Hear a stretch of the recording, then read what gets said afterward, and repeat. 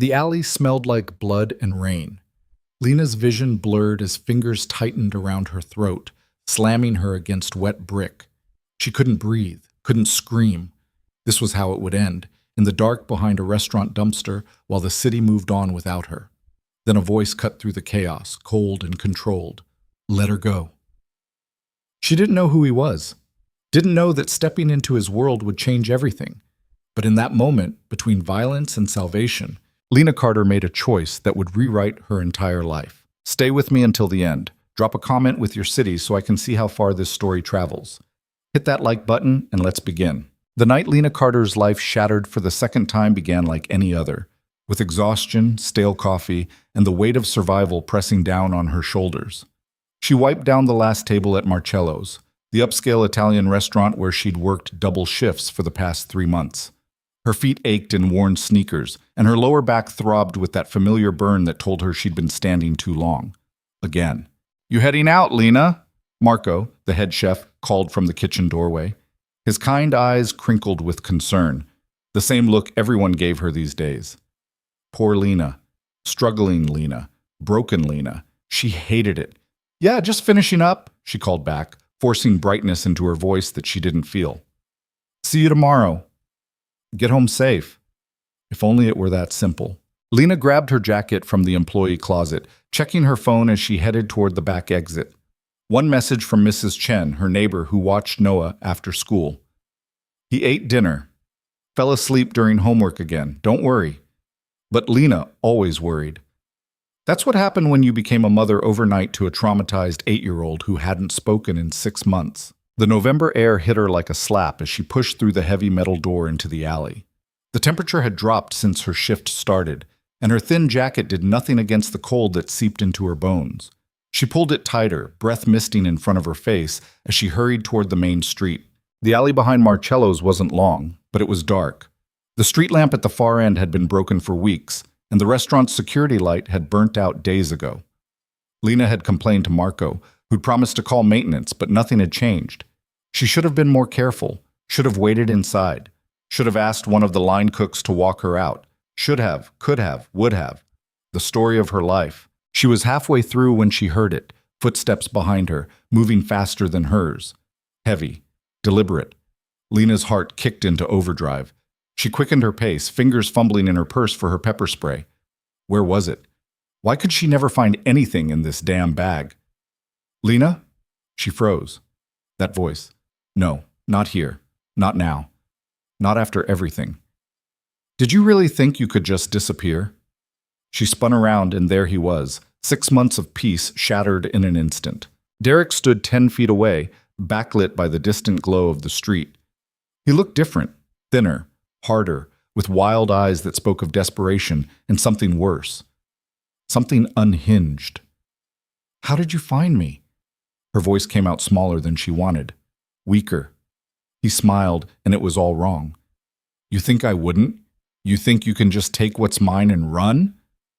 Noah isn't yours. He was never yours. Lena's hand finally closed around the pepper spray canister. The court said, fuck what the court said. Derek lunged forward, closing the distance between them in 3 strides. That kid is family, my brother's son. You had no right. Your brother is dead. The words ripped out of her. And you hurt him. You hurt both of us. I had every right to get us away from you. Derek's face twisted with rage. I gave you everything, a place to stay, money, protection, and you repaid me by stealing my nephew and filing a goddamn restraining order. You broke my arm. Lena's voice shook. You put me in the hospital twice. You threw a chair at Noah. He needed discipline. He needed safety. Tears burned behind her eyes, but she refused to let them fall. Not in front of him. Never again. Stay away from us, Derek. I mean it. If you come near us again, you'll what? He stepped closer, and Lena raised the pepper spray. Derek laughed, a sharp, bitter sound. You think that's going to stop me? You think anything is going to stop me from getting back what's mine? He's not yours. Neither are you, Derek snarled, but that didn't stop me before. He moved faster than she anticipated. The pepper spray fell from her hand as he grabbed her wrist, twisting it behind her back with practiced cruelty.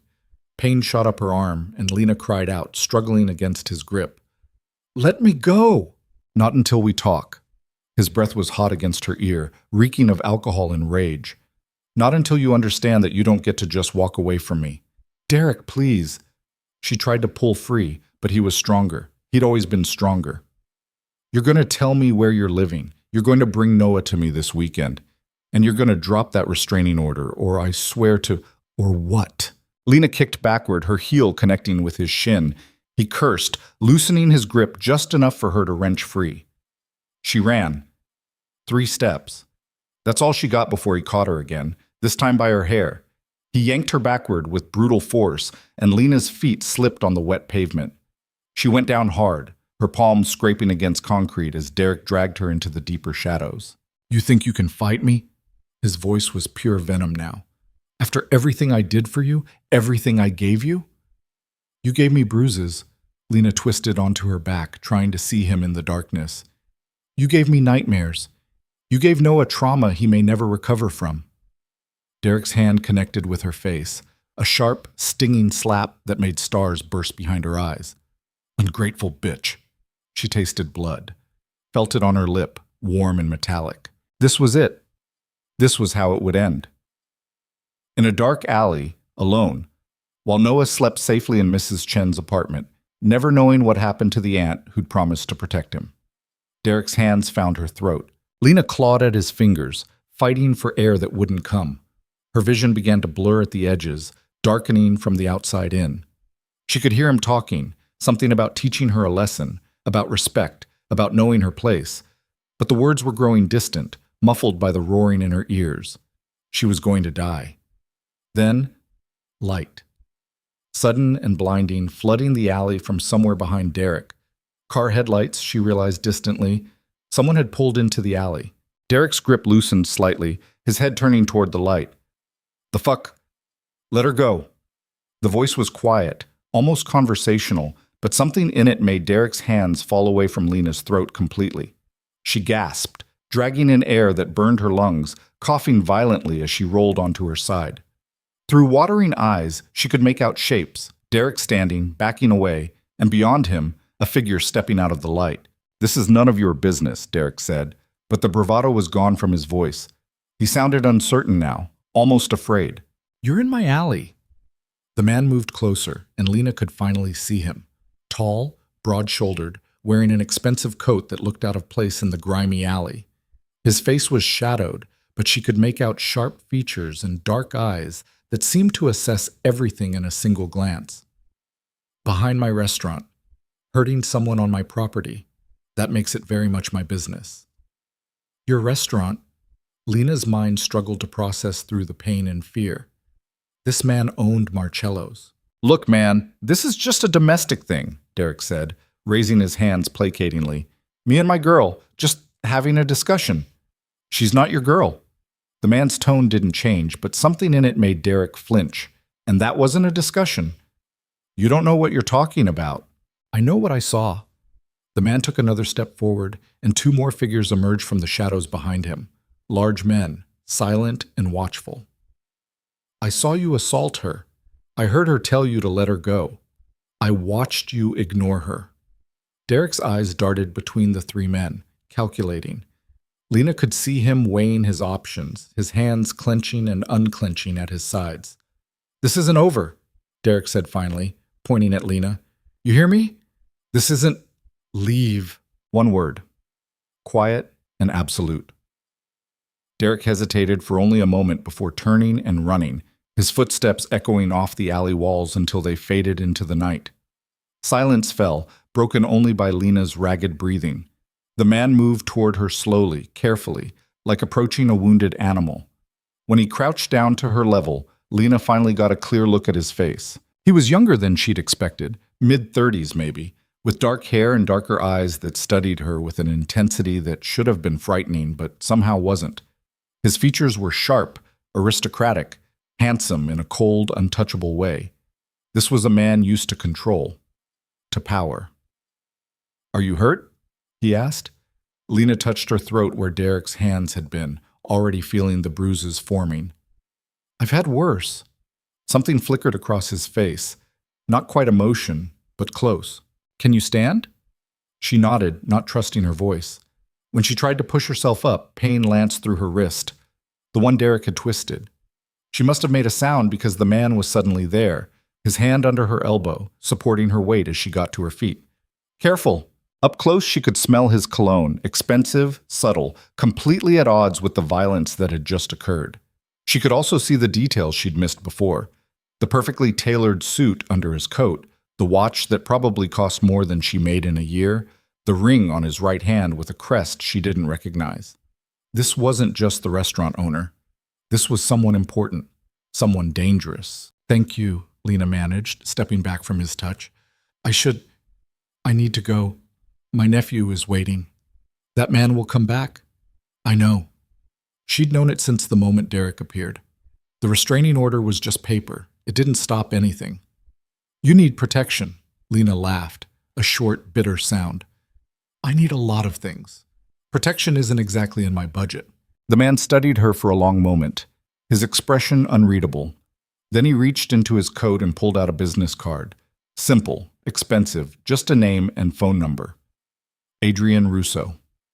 Her blood went cold. She'd heard that name. Everyone who'd lived in the city for more than a month had heard that name. Adrian Russo, the man who controlled half the construction contracts, who had politicians in his pocket, who made people disappear when they caused problems. Adrian Russo, the crime boss. "You're," she started but couldn't finish. "I'm someone who can keep you safe," he said simply. "That man laid hands on you in my territory. That's an insult I don't tolerate." "I can't." Lena backed away, shaking her head. "I appreciate what you did, but I can't get involved with—" "You're already involved." His voice remained calm, almost gentle. "The moment he attacked you here, you became my concern. The question is whether you're practical enough to accept help when it's offered. Help from you comes with strings." "Everything comes with strings." Adrian pocketed the card since she wouldn't take it. "But my strings are transparent. Work for me. Let me protect you and your nephew. In return, you're under my umbrella. No one touches you. No one threatens you. No one hurts you again." "Work for you doing what?" "What you're already doing, serving at the restaurant. Being visible. Reminding people that I protect what's mine." "What's mine?" The word sent a chill down her spine. "I'm not yours," Lena said quietly. "No," Adrian agreed, "but you could be under my protection. There's a difference." "And if I say no?" He shrugged slightly. "Then you go home to your nephew, and you hope that man doesn't find you again before the police do. You hope the restraining order means something. You hope that next time someone else will be there to intervene." Lena's hands were shaking. She clenched them into fists, hating how weak she felt, how scared. "I need to think about it." "Of course," Adrian gestured to one of his men. "Marcus will drive you home. It's late." "I can take the bus." "You're bleeding and limping. Let Marcus drive you." It wasn't really a request, Lena realized. This was what Adrian Russo did. He gave orders disguised as suggestions, and people followed them because the alternative was worse. She was too tired to argue. The drive home was silent. Marcus, a mountain of a man who probably served as muscle when needed, drove with surprising care through the late-night streets. Lena watched the city pass by through the window, her mind racing. Adrian Russo had offered her protection. Protection she desperately needed but couldn't possibly accept, because men like Adrian Russo didn't do anything for free. And whatever price he'd eventually demand would be far higher than she could afford to pay. But what choice did she have? Derek had found her. Despite changing her phone number, despite moving 3 times in 6 months, despite being so careful, he'd found her. And he'd come at night when she was alone and vulnerable in a dark alley where no one would see. Except someone had seen. "We're here," Marcus said, pulling up in front of her building. It was a rundown apartment complex in a neighborhood that hovered somewhere between working class and poverty. Not the worst area in the city, but far from the best. "Thank you," Lena said, reaching for the door handle. "Miss Carter?" Marcus's voice stopped her. When she turned back, he was holding out a phone, sleek, new, definitely not hers. "Mr. Russo wanted you to have this. It's secure. His number is already programmed in. If you need anything, or if that man comes back, you call him." Lena stared at the phone like it was a snake. "I didn't agree to anything." "No." Marcus agreed. "But Mr. Russo takes care of his people. Whether you've agreed or not, you're under his watch now. That man threatened you on his property. That makes this personal." She took the phone because refusing seemed pointless. Marcus would just leave it anyway. Her apartment was on the 3rd floor, upstairs that creaked with every step. Mrs. Chen opened her door as Lena approached, concern written across her weathered face. "You're late," the elderly woman said. "I was getting worried." "I'm sorry. There was trouble at work." Not quite a lie. Mrs. Chen's eyes narrowed, taking in Lena's disheveled appearance, the bruises forming on her throat. "What kind of trouble?" "The kind that's handled now." Lena hoped that was true. "Is Noah asleep?" "Like a stone. That boy exhausts himself trying to stay awake for you." Mrs. Chen's expression softened. "You're a good aunt, Lena. His parents would be proud." The words hit harder than they should have. Noah's parents, Lena's sister Sarah and her husband Marcus, had died in a car accident 8 months ago. Sudden, brutal, final. One moment, Lena had a sister she called twice a week, and the next she was signing custody papers for a nephew she barely knew. And Derek, Sarah's brother-in-law, Marcus's brother, had swooped in immediately, claiming family rights, claiming he should raise Noah. Never mind that he'd never shown interest in the boy before. Never mind that he'd always been violent, volatile, controlling. The court had sided with Lena. Barely. And Derek had made her pay for it every day since. "Thank you for watching him," Lena said, fishing money out of her purse. Mrs. Chen waved it away like she always did. "Keep it! Buy that boy some new shoes. His are getting too small." Inside her apartment, Lena locked the door and threw the deadbolt. Then she added the chain. Then she checked all the windows, making sure they were locked, that the cheap security bars were in place. Noah was asleep in the small bedroom they shared, curled up on his twin bed with his stuffed elephant clutched to his chest. In sleep, he looked peaceful, almost normal. It was only when he was awake that you could see the damage. The way he flinched at loud noises, the way he watched doorways like he expected something terrible to come through them, the way he hadn't spoken a single word since his parents died. The therapist said it was selective mutism brought on by trauma. She said Noah would speak again when he felt safe enough. But how could Lena make him feel safe when she couldn't even keep herself safe? She sat on the edge of his bed, smoothing back his dark hair. He looked so much like Sarah, it hurt. "I'll protect you," she whispered. "I promise. Whatever it takes." The phone Marcus had given her sat heavy in her pocket. Whatever it takes. The next 3 days passed in tense anticipation. Lena worked her shifts at Marcello's, hyper-aware of every shadow, every customer who looked at her too long. She walked Noah to school and picked him up personally, even though it meant arriving late to work and leaving early. She slept in fits and starts, waking at every sound. Derek didn't return, but the fear did. She saw Adrian only once, through the kitchen door, speaking with Marco in low tones. He'd glanced up, catching her eye for just a moment, and the weight of that gaze had made her look away. The phone stayed in her purse, unused. She hadn't called him, hadn't texted, hadn't acknowledged the offer that hung between them like a blade. On the 4th day, Derek came to Noah's school. Lena got the call during her lunch break. The principal, Mrs. Davidson, sounded carefully calm in the way people did when they were trying not to panic. "Miss Carter, there's been an incident. A man claiming to be Noah's uncle attempted to sign him out of school today. We refused, of course, given the custody documents you provided. But he became quite agitated. We've called the police, but I thought you should know immediately." Lena was already running. She made it to the school in 15 minutes, bursting through the doors to find Mrs. Davidson waiting in the office with a police officer. Noah sat in a chair nearby, small and silent, his eyes huge in his pale face. "He's fine," Mrs. Davidson said quickly. "The man never got close to him. Our security procedures worked exactly as they should." "Where is he?" Lena demanded, kneeling in front of Noah and checking him over even though she could see he was physically unharmed. "Where's Derek?" "Gone by the time we arrived," the officer said. "He was young, looked barely old enough to shave. But we have his description, and we've added this incident to the restraining order file. If he comes back..." "If he comes back, what?" Lena stood, fury overriding fear for the first time in months. "You'll arrest him." "How long will he stay locked up? A day? 2? And then what? He comes after us again? Ma'am, I understand your frustration. No, you don't. Her voice was shaking.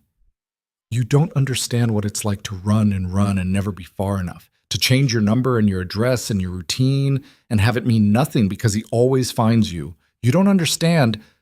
Her voice broke.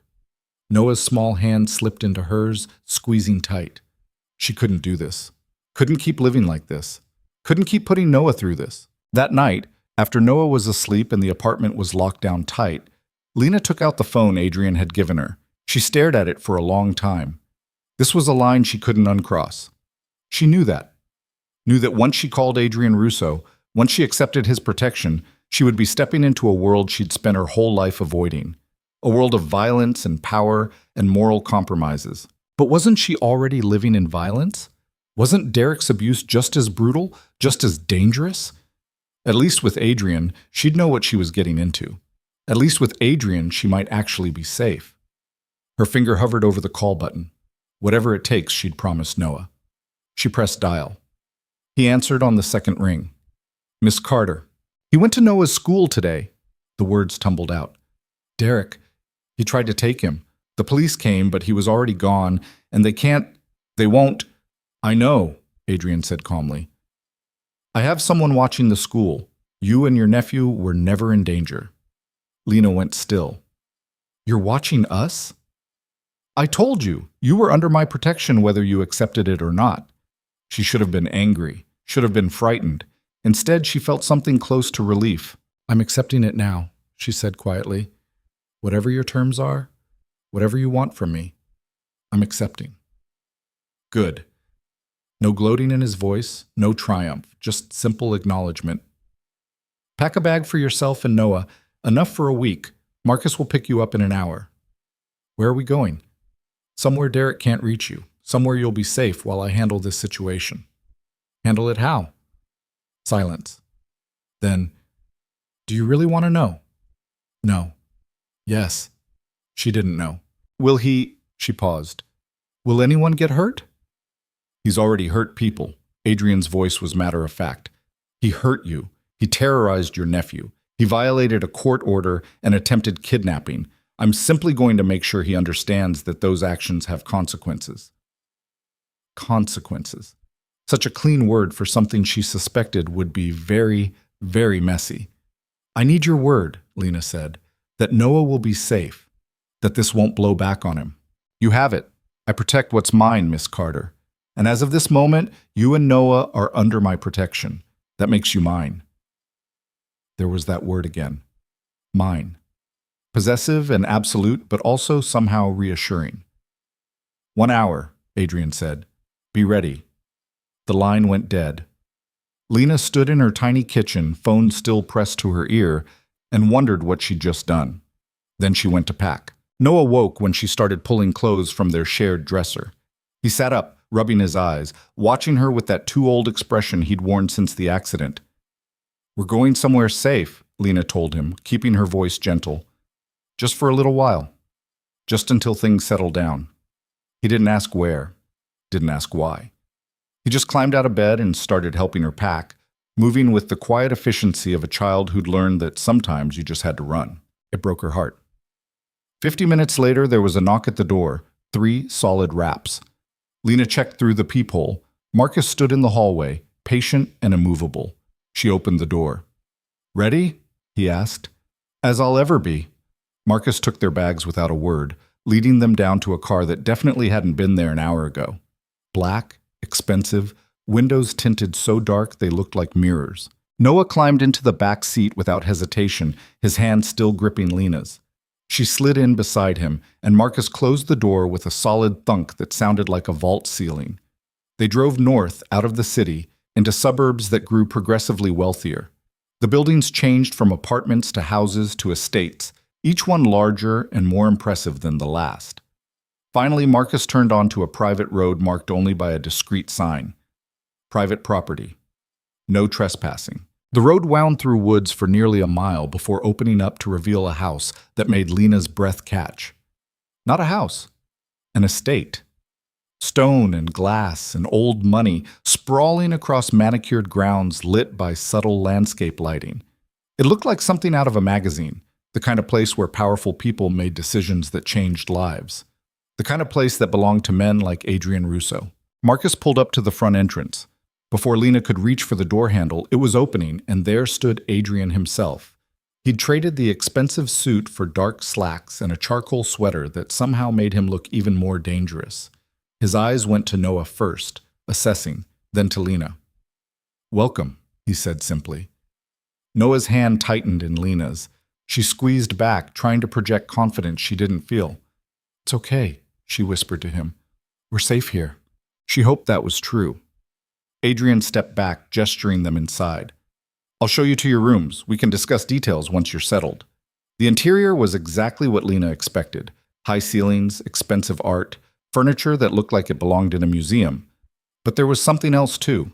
Something warmer. Books on shelves, a jacket thrown over a chair, a coffee mug sitting on a side table. Someone actually lived here. It wasn't just a showpiece. Adrian led them upstairs to a hallway lined with doors. He opened one to reveal a bedroom that was bigger than Lena's entire apartment, decorated in soft blues and grays, with a bed that could sleep four and windows that overlooked the grounds. "This is yours," Adrian said to Lena. Then he moved to the next door. "And this is for Noah." The second bedroom was smaller but no less impressive, and someone had clearly prepared it for a child. There were books on the shelf, toys in a basket, even a stuffed animal sitting on the bed. Noah's eyes went wide. "I had my assistant make some guesses about what an 8-year-old might like," Adrian said. "If she guessed wrong, we can get whatever you prefer." It was such a normal thing to say, so thoughtful, so completely at odds with everything Lena knew about Adrian Russo. "Thank you," she managed. Adrian nodded. "There are clothes in the closets. Again, my assistant's choices, but we can adjust. Dinner will be ready in an hour. The kitchen is downstairs, second door on the left. Make yourselves at home." He turned to leave, then paused. "One more thing. There are security personnel on the grounds. You're safe here, but don't be alarmed if you see them. They're here to protect you, nothing more." "How many?" Lena asked. "Enough." Adrian's expression didn't change. "Derek won't get within a mile of this house. I guarantee it." After he left, Lena and Noah stood in the hallway, staring at the 2 bedrooms that were now theirs. "What do you think?" Lena asked quietly. Noah looked up at her, then at the bedrooms, then back at her. He didn't speak. He never did. But he pointed at the toys and raised his eyebrows in a question. "Yes," Lena said, understanding. "They're for you. You can play with them." He disappeared into his room immediately, heading straight for the bookshelf. Lena watched him go, then sank onto her own bed, springs so soft she felt like she might sink into them forever. What had she done? She'd made a deal with the devil. That's what she'd done. Traded one form of danger for another, all in the name of keeping Noah safe. But as she sat there in a bedroom that probably cost more than she'd make in 5 years, listening to Noah quietly explore his new room, she couldn't quite bring herself to regret it. For the first time in 8 months, her nephew sounded almost content. And for the first time in longer than she could remember, Lena felt something that might have been hope, even if it came wrapped in the dark promise of Adrian Russo's protection. Lena woke to sunlight streaming through windows she didn't recognize, in a bed too soft to be her own. For a disoriented moment, she thought she was dreaming. Then memory crashed back. Derek at the school, the phone call, Marcus driving them through the night to this place. Adrian Russo's estate. She sat up, heart pounding, and immediately looked toward the door connecting her room to Noah's. It was slightly ajar, the way she'd left it last night so she could hear him if he needed her. The clock on the nightstand read 7:47 a.m. Later than she usually slept, but exhaustion had finally caught up with her somewhere around 3 in the morning, after she'd spent hours lying awake, listening to unfamiliar sounds and wondering what price she'd ultimately pay for this sanctuary. Lena pushed back covers that probably cost more than her monthly rent and padded to Noah's room. He was still asleep, curled around the new stuffed bear someone had left on his bed. In the morning light, she could see the room more clearly. Walls painted a soft gray blue, shelves lined with books arranged by height, a desk by the window with art supplies neatly organized in containers. Someone had put thought into this. Real thought. Not just thrown money at the problem, but actually considered what a traumatized 8-year-old might need. She didn't know what to do with that information. A soft knock at her bedroom door made her jump.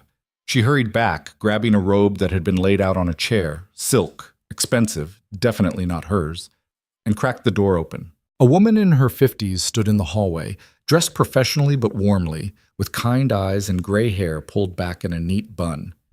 "Miss Carter, I'm sorry to disturb you. I'm Elena, Mr. Russo's house manager. I wanted to let you know that breakfast is available whenever you're ready. There's no rush. You and Noah can come down when it suits you." House manager. Of course, a place like this had a house manager. "Thank you," Lena managed. "We'll be down soon. Take your time. And if there's anything you need, anything at all, please don't hesitate to ask." Elena's smile was genuine. "Mr. Russo has made it very clear that you and your nephew are to be made comfortable." After Elena left, Lena stood for a moment, processing.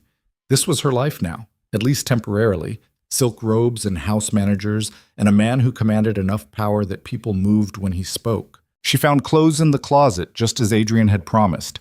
Jeans that fit perfectly, soft sweaters and neutrals. Even undergarments in her exact size. The accuracy was unsettling. How much did Adrian Russo know about her? Noah woke as she was getting dressed, his dark eyes watching her from his doorway. He was still in the pajamas he'd worn last night, his own, at least. Some small piece of normalcy in all this strangeness. "Good morning, baby," Lena said softly. "Did you sleep okay?" He nodded, then pointed downstairs with a questioning look. "We're going to get breakfast. The lady who manages this house said it's ready whenever we want." She moved to his closet, finding it stocked with clothes in his size. "Want to pick something to wear?"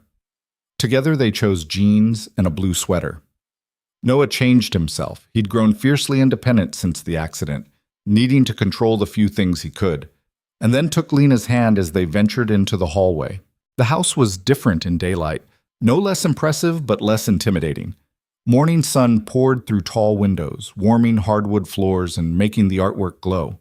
Lena could hear distant sounds, voices, movement, the clatter of dishes that suggested life beyond the quiet luxury.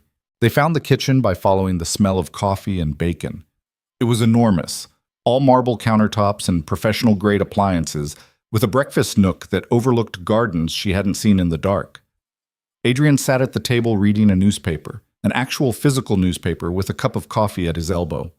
He looked up as they entered, his expression neutral. "Good morning," he said. "I hope you slept well." "We did." "Thank you." Lena's voice came out more formal than she intended. "How did you talk to a man who'd saved your life and then brought you to his home? What was the protocol?" "Elena mentioned breakfast," she added. "Help yourself." Adrian gestured to a sideboard laden with food. "Or tell Elena what you'd prefer and she'll make it." It was too much. The spread looked like it could feed a dozen people. Eggs, bacon, sausage, fresh fruit, pastries, yogurt, cereals. Lena took a plate and put small portions of scrambled eggs and fruit on it, then made one for Noah with the things she knew he'd eat. They sat at the far end of the table, maintaining distance. Adrian continued reading his paper, giving them space. But Lena could feel his awareness. He was the kind of man who noticed everything, even when he seemed focused elsewhere. Noah ate slowly, his eyes darting between the food and Adrian and the windows. Cataloging exits, Lena realized with a pang. Her nephew had learned to always know the way out. "There's a room upstairs," Adrian said after a few minutes, not looking up from his paper. "Third floor, end of the hall. It has art supplies, books, some games. Noah is welcome to use it whenever he likes." Lena blinked. "That's very kind, but we don't want to impose." "It's not an imposition. The room exists. It might as well be used." He turned a page. "There's also grounds to explore, if you'd like. The gardens are safe, and there's a path through the woods that leads to a pond." "Why?" The question slipped out before Lena could stop it. This time Adrian did look up, meeting her eyes directly. "Why what?" "Why are you doing this? The rooms, the clothes, the food, all of it. What do you want from us?" "I told you what I want. I want you to work at the restaurant, be visible, show people that those under my protection are taken care of." His tone was matter-of-fact. "And I want Derek to understand that touching you again means dealing with me. That's all. That's all." Something flickered in his dark eyes. What else did you think I wanted, Miss Carter? Heat crept up her neck. She didn't know. That was the problem. Men like Adrian Russo didn't do favors without expecting something in return, but she couldn't figure out his angle. I don't know, she admitted. That's what scares me. Fear is smart, but it's also exhausting. Adrian folded his newspaper and stood. I have business to attend to today. You and Noah should settle in, explore the house, rest. Marcus will be nearby if you need anything. Tomorrow we'll discuss logistics, your schedule at the restaurant, Noah's school arrangements, security protocols. School? Lena's chest tightened. He can't go back to his old school. Derek knows where it is. I'm aware. I've made arrangements with a private academy 20 minutes from here. Small classes, excellent security, and they're experienced with children who have experienced trauma. Adrian paused at the doorway. They're also accustomed to discretion. No one will know Noah is there except the people who need to know. Private academy. Of course, because that was the world Adrian lived in, where problems were solved with money and influence. I can't afford, Lena started. You're not paying for it. Consider it part of the protection package. He said it so casually, like he was discussing the weather. Noah needs stability and safety. This provides both. Before Lena could respond, he was gone, his footsteps fading down the hallway. She looked at Noah, who was watching her with those two knowing eyes. I don't understand him, she said quietly.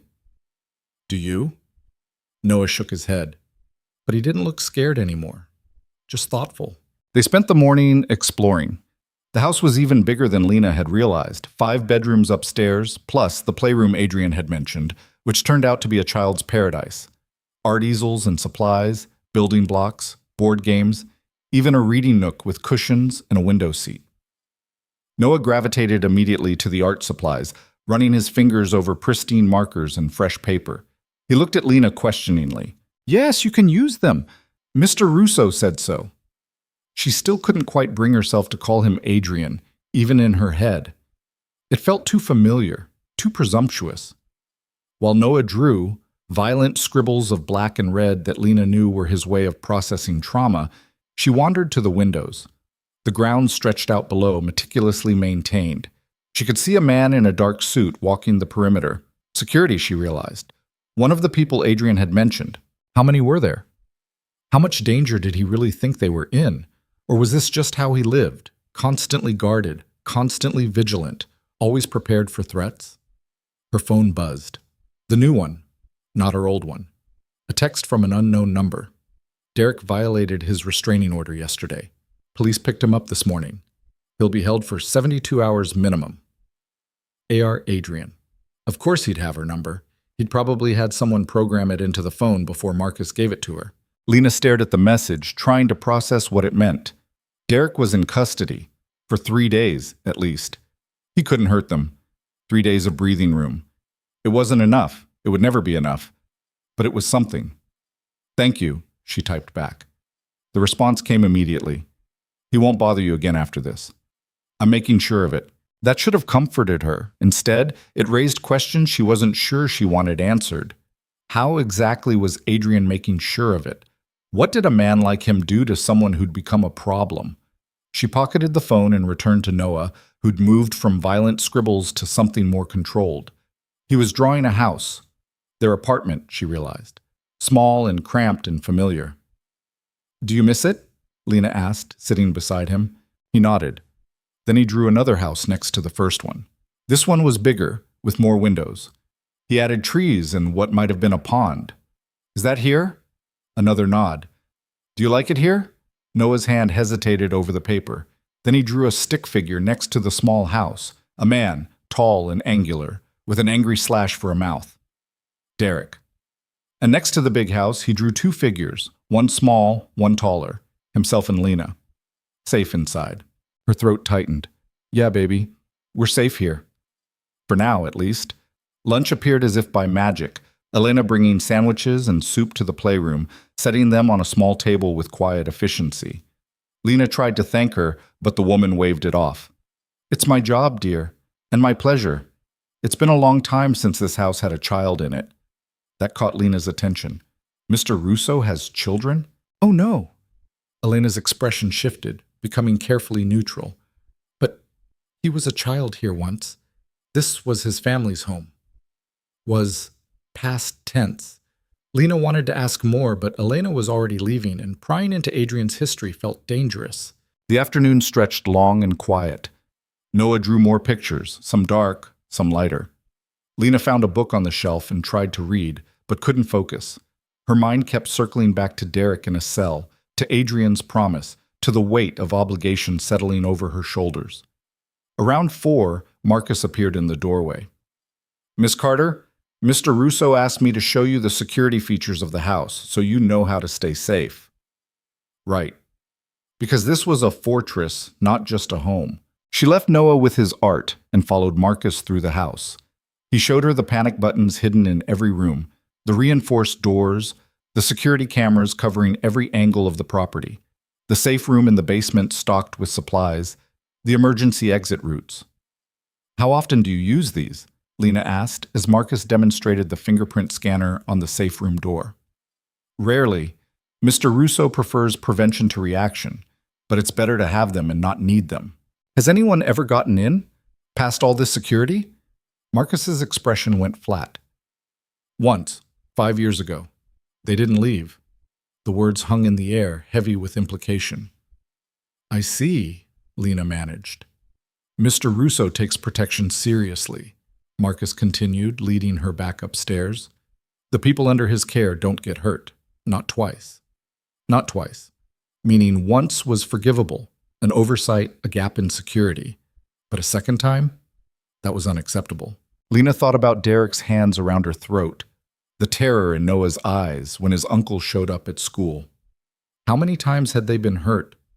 How many times had she told herself it would be the last, only to have Derek find them again? "Can I ask you something?" she said as they reached the main floor. Marcus nodded. "Why does he care?" "Really? I'm nobody. Noah's nobody. Why go through all this trouble?" "You're not nobody. You're someone who was hurt on his property, under his watch. That makes it personal." Marcus paused, considering. "And the boy reminds him of someone, I think." "Who?" "That's not my story to tell." Marcus's tone made it clear the conversation was over. "Dinner's at 7. Mr. Russo will be joining you." The thought of sitting through dinner with Adrian made Lena's stomach twist with anxiety. What did you talk about with a crime boss? How did you make small talk with a man who could make people disappear? She spent the next 2 hours helping Noah clean up the playroom and getting him ready for dinner. She changed into a simple dress she found in the closet, dark blue, modest, appropriate. Armor of a different kind. They made their way to the dining room at 7 exactly, finding Adrian already there. He'd changed too, trading the casual sweater for a crisp white shirt, sleeves rolled to his elbows. He looked relaxed, comfortable in his own space. "Please sit," he said, gesturing to the chairs near his end of the table. Elena served dinner. Roasted chicken, vegetables, potatoes cooked in herbs Lena couldn't name. It smelled incredible and tasted better. Noah ate steadily, his shoulders gradually losing their tension as the meal progressed without incident. "How was your day?" Adrian asked, directing the question to Noah. The boy looked startled that someone was addressing him directly. He glanced at Lena, uncertain. "Noah doesn't talk," Lena said quietly. Not for a while now. I'm aware." Adrian's expression didn't change. "But that doesn't mean he can't communicate, or that his thoughts don't matter." He looked at Noah again. "Did you find the playroom adequate?" Noah nodded, then reached for his napkin. He hesitated, looking at Lena again. She gave a small nod of permission, and he spread the napkin on the table, using his fork to draw in the condensation from his water glass. A picture emerged. Simple stick figures. Himself, Lena, and another taller figure. They were all standing together, but not touching. Safe, but separate. Adrian studied it for a long moment. "I'm glad you feel secure here. That's important." Noah's eyes widened slightly, surprised at being understood. "My assistant tells me you're enrolled at Riverside Academy starting Monday," Adrian continued, speaking in the same calm tone. "Small classes, good teachers. They have an excellent art program if that interests you." This time Noah looked at Lena, excitement breaking through his usual guardedness. "Art program?" Lena said. "We'll make sure you have everything you need. Dinner continued with surprisingly easy conversation, or as easy as it could be when one person didn't speak and another was a crime boss. Adrian asked about Noah's interests, his favorite subjects from his old school, what books he liked. Lena answered when Noah couldn't, but increasingly the boy found ways to communicate. Nods, shakes of his head, drawings in the condensation. It was almost normal, disturbingly so. After dinner, Adrian walked them back to their rooms. I'll be traveling tomorrow, he said. Business in the city. Marcus will be here and Elena. You'll be completely safe. The business you mentioned, Lena started carefully. Is it about Derek? Among other things. Adrian stopped at her door. You don't need to worry about him anymore, Miss Carter. I've made arrangements. What kind of arrangements? His dark eyes met hers, and for the first time she saw something cold in them, something that reminded her exactly who she was dealing with. The kind that ensure he understands the consequences of his actions, the kind that makes certain he never touches you or Noah again. His voice was soft but absolute. You asked me to protect you. This is what protection looks like. Lena's mouth went dry. You're going to hurt him. I'm going to make sure he can't hurt you. There's a difference. Is there? Yes. No hesitation, no doubt. He made his choices. Now he lives with the consequences. Noah's hand tightened in Lena's. She looked down to find him watching Adrian with an expression she couldn't quite read. Not fear, something else. Something that looked almost like trust. We should get you to bed, Lena said to Noah, needing to end this conversation before it went further. Adrian nodded. Sleep well, both of you. He disappeared down the hallway, leaving Lena standing with Noah, trying to process what had just happened, what she'd tacitly agreed to by accepting Adrian's protection. That night, after Noah was asleep, Lena stood at her window looking out over the grounds. She could see security personnel moving in the darkness, silent guardians keeping watch. She thought about Derek in a cell, about Adrian's cold eyes, about the line she'd crossed when she called that number. She'd made a deal with a dangerous man, had traded one form of violence for another. But as she watched Noah sleep peacefully for the first time in months, she couldn't bring herself to regret it. Whatever Adrian Russo did to Derek, whatever consequences he enforced, Lena would live with it, because Noah was safe.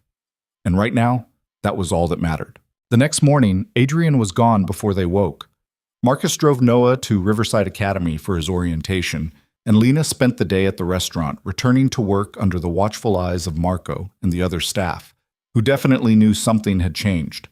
They treated her differently now, more carefully, with more respect, because she was under Adrian Russo's protection, and everyone knew what that meant. When her shift ended, Marcus was waiting, not in the alley, she'd never use that entrance again, but out front, in a car that screamed money and power. How was Noah's first day? She asked as they drove. Good. The teachers say he's bright, engaged. They have a therapist on staff who will start working with him next week. Of course they did. Adrian had thought of everything. They arrived back at the estate to find Noah in the playroom, surrounded by art supplies, and looking more animated than Lena had seen him in months. Elena stood nearby, smiling. He's been drawing all afternoon, she said. Such talent for one so young. Lena moved to see what Noah had created. Her breath caught. Pictures covered the table. Not the violent scribbles from before, but real scenes, the estate, the gardens, Marcus, Elena, and in several of them, a tall figure standing watch, always in the background, always vigilant, Adrian. You like him? Lena said softly to Noah. Her nephew nodded, then pointed to one picture in particular. It showed the three of them, Noah, Lena, and Adrian, standing together. Not separate anymore, like in the earlier drawing. Together. Baby, I don't know if that's... Lena started, but stopped. What was she going to say? That they couldn't get attached? That this was temporary? That Adrian Russo wasn't the kind of man you built a family with? But Noah was already attached. She could see it in every careful line he'd drawn, in the way he'd placed Adrian between them and the dark edges of the paper. Protection made visible. That evening, Adrian returned. Lena heard his car on the gravel drive, heard the front door open and close. She waited in her room, wondering if he'd seek her out, if he'd tell her what he'd done. He didn't. But the next morning, Marcus handed her a newspaper over breakfast. She opened it to find a small article buried on page 7. Local man accepts plea deal in assault case. Derek's name jumped out at her from the text. He'd pleaded guilty to assault, violation of a restraining order, and attempted kidnapping. The sentence, 3 years in prison, followed by mandatory counseling and a permanent restraining order. No possibility of parole. 3 years. Not forever, but enough time to breathe. Enough time for Noah to heal. Enough time to figure out their next move. Mr. Russo thought you'd want to know, Marcus said quietly. Lena's hand shook as she set down the paper. How did he? The evidence was compelling, and the prosecutor was motivated. Marcus's expression gave nothing away. Sometimes justice needs a push in the right direction. Justice, or Adrian's version of it. She should have felt relieved. She did feel relieved. But underneath was something more complicated. Gratitude mixed with unease. Safety purchased with power she didn't fully understand. Where is he? Lena asked. Adrian? In his office. 3rd door on the right, if you want to speak with him. She did. She didn't. She had to. Lena found the office exactly where Marcus said.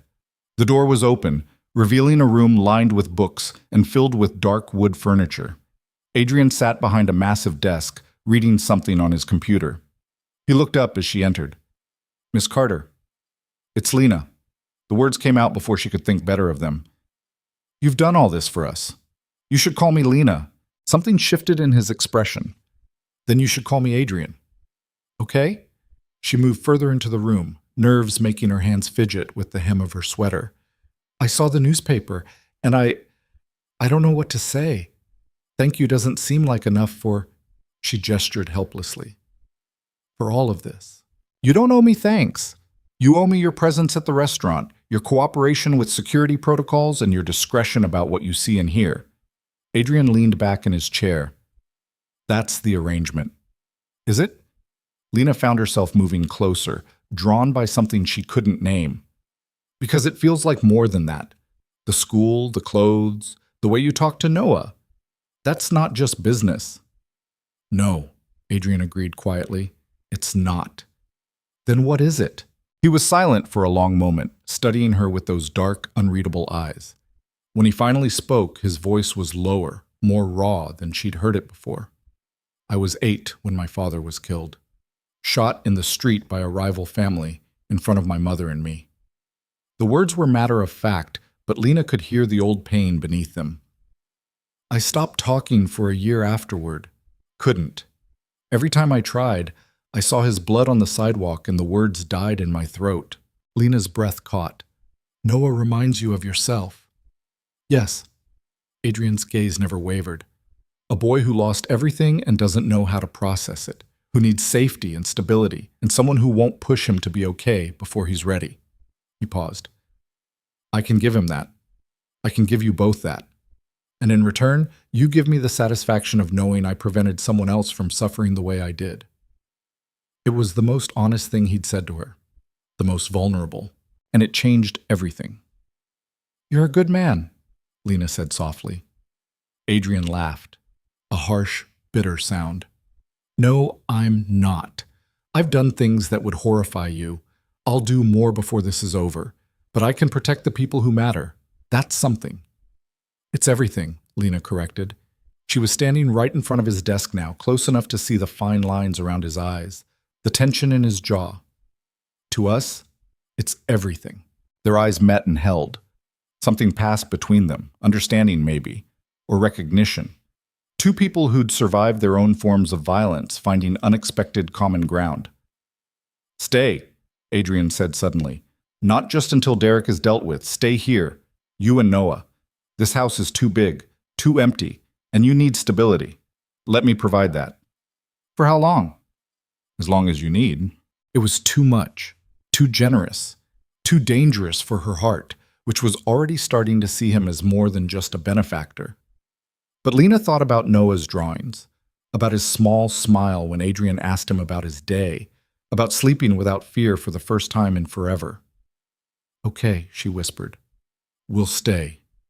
Adrian's shoulders relaxed, almost imperceptibly, like he'd been braced for rejection. Good, was all he said. But the way he looked at her, like she'd given him something valuable, something precious, said so much more. The weeks that followed settled into something Lena had never experienced before. Routine without fear. She worked her shifts at Marcello's, where the staff had stopped whispering about her connection to Adrian and started treating her like family.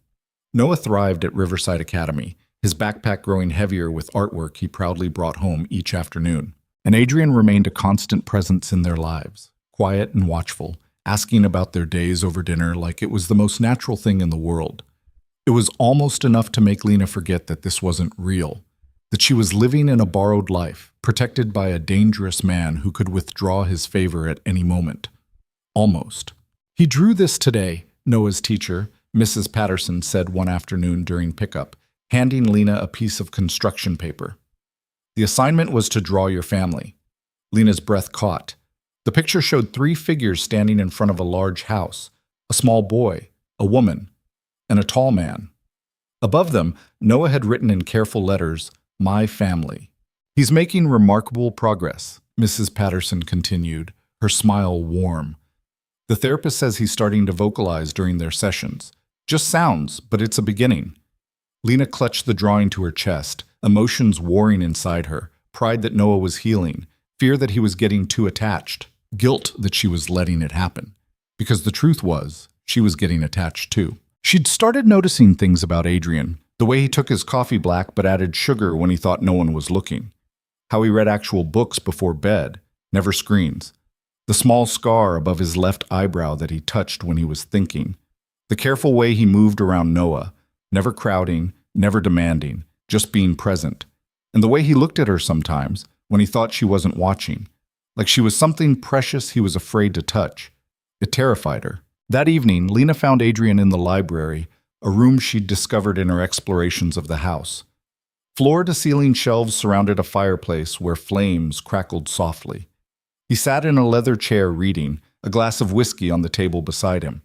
He looked up as she entered. "Everything all right?" "Noah drew this today." She handed him the picture. Adrian studied it for a long moment, his expression unreadable. When he finally spoke, his voice was rough. "He sees us as family." "Yes." Lena sat in the chair across from him, the fire warming her skin. "Is that... should I be discouraging it? Setting boundaries? I don't know what the rules are here, Adrian. There are no rules."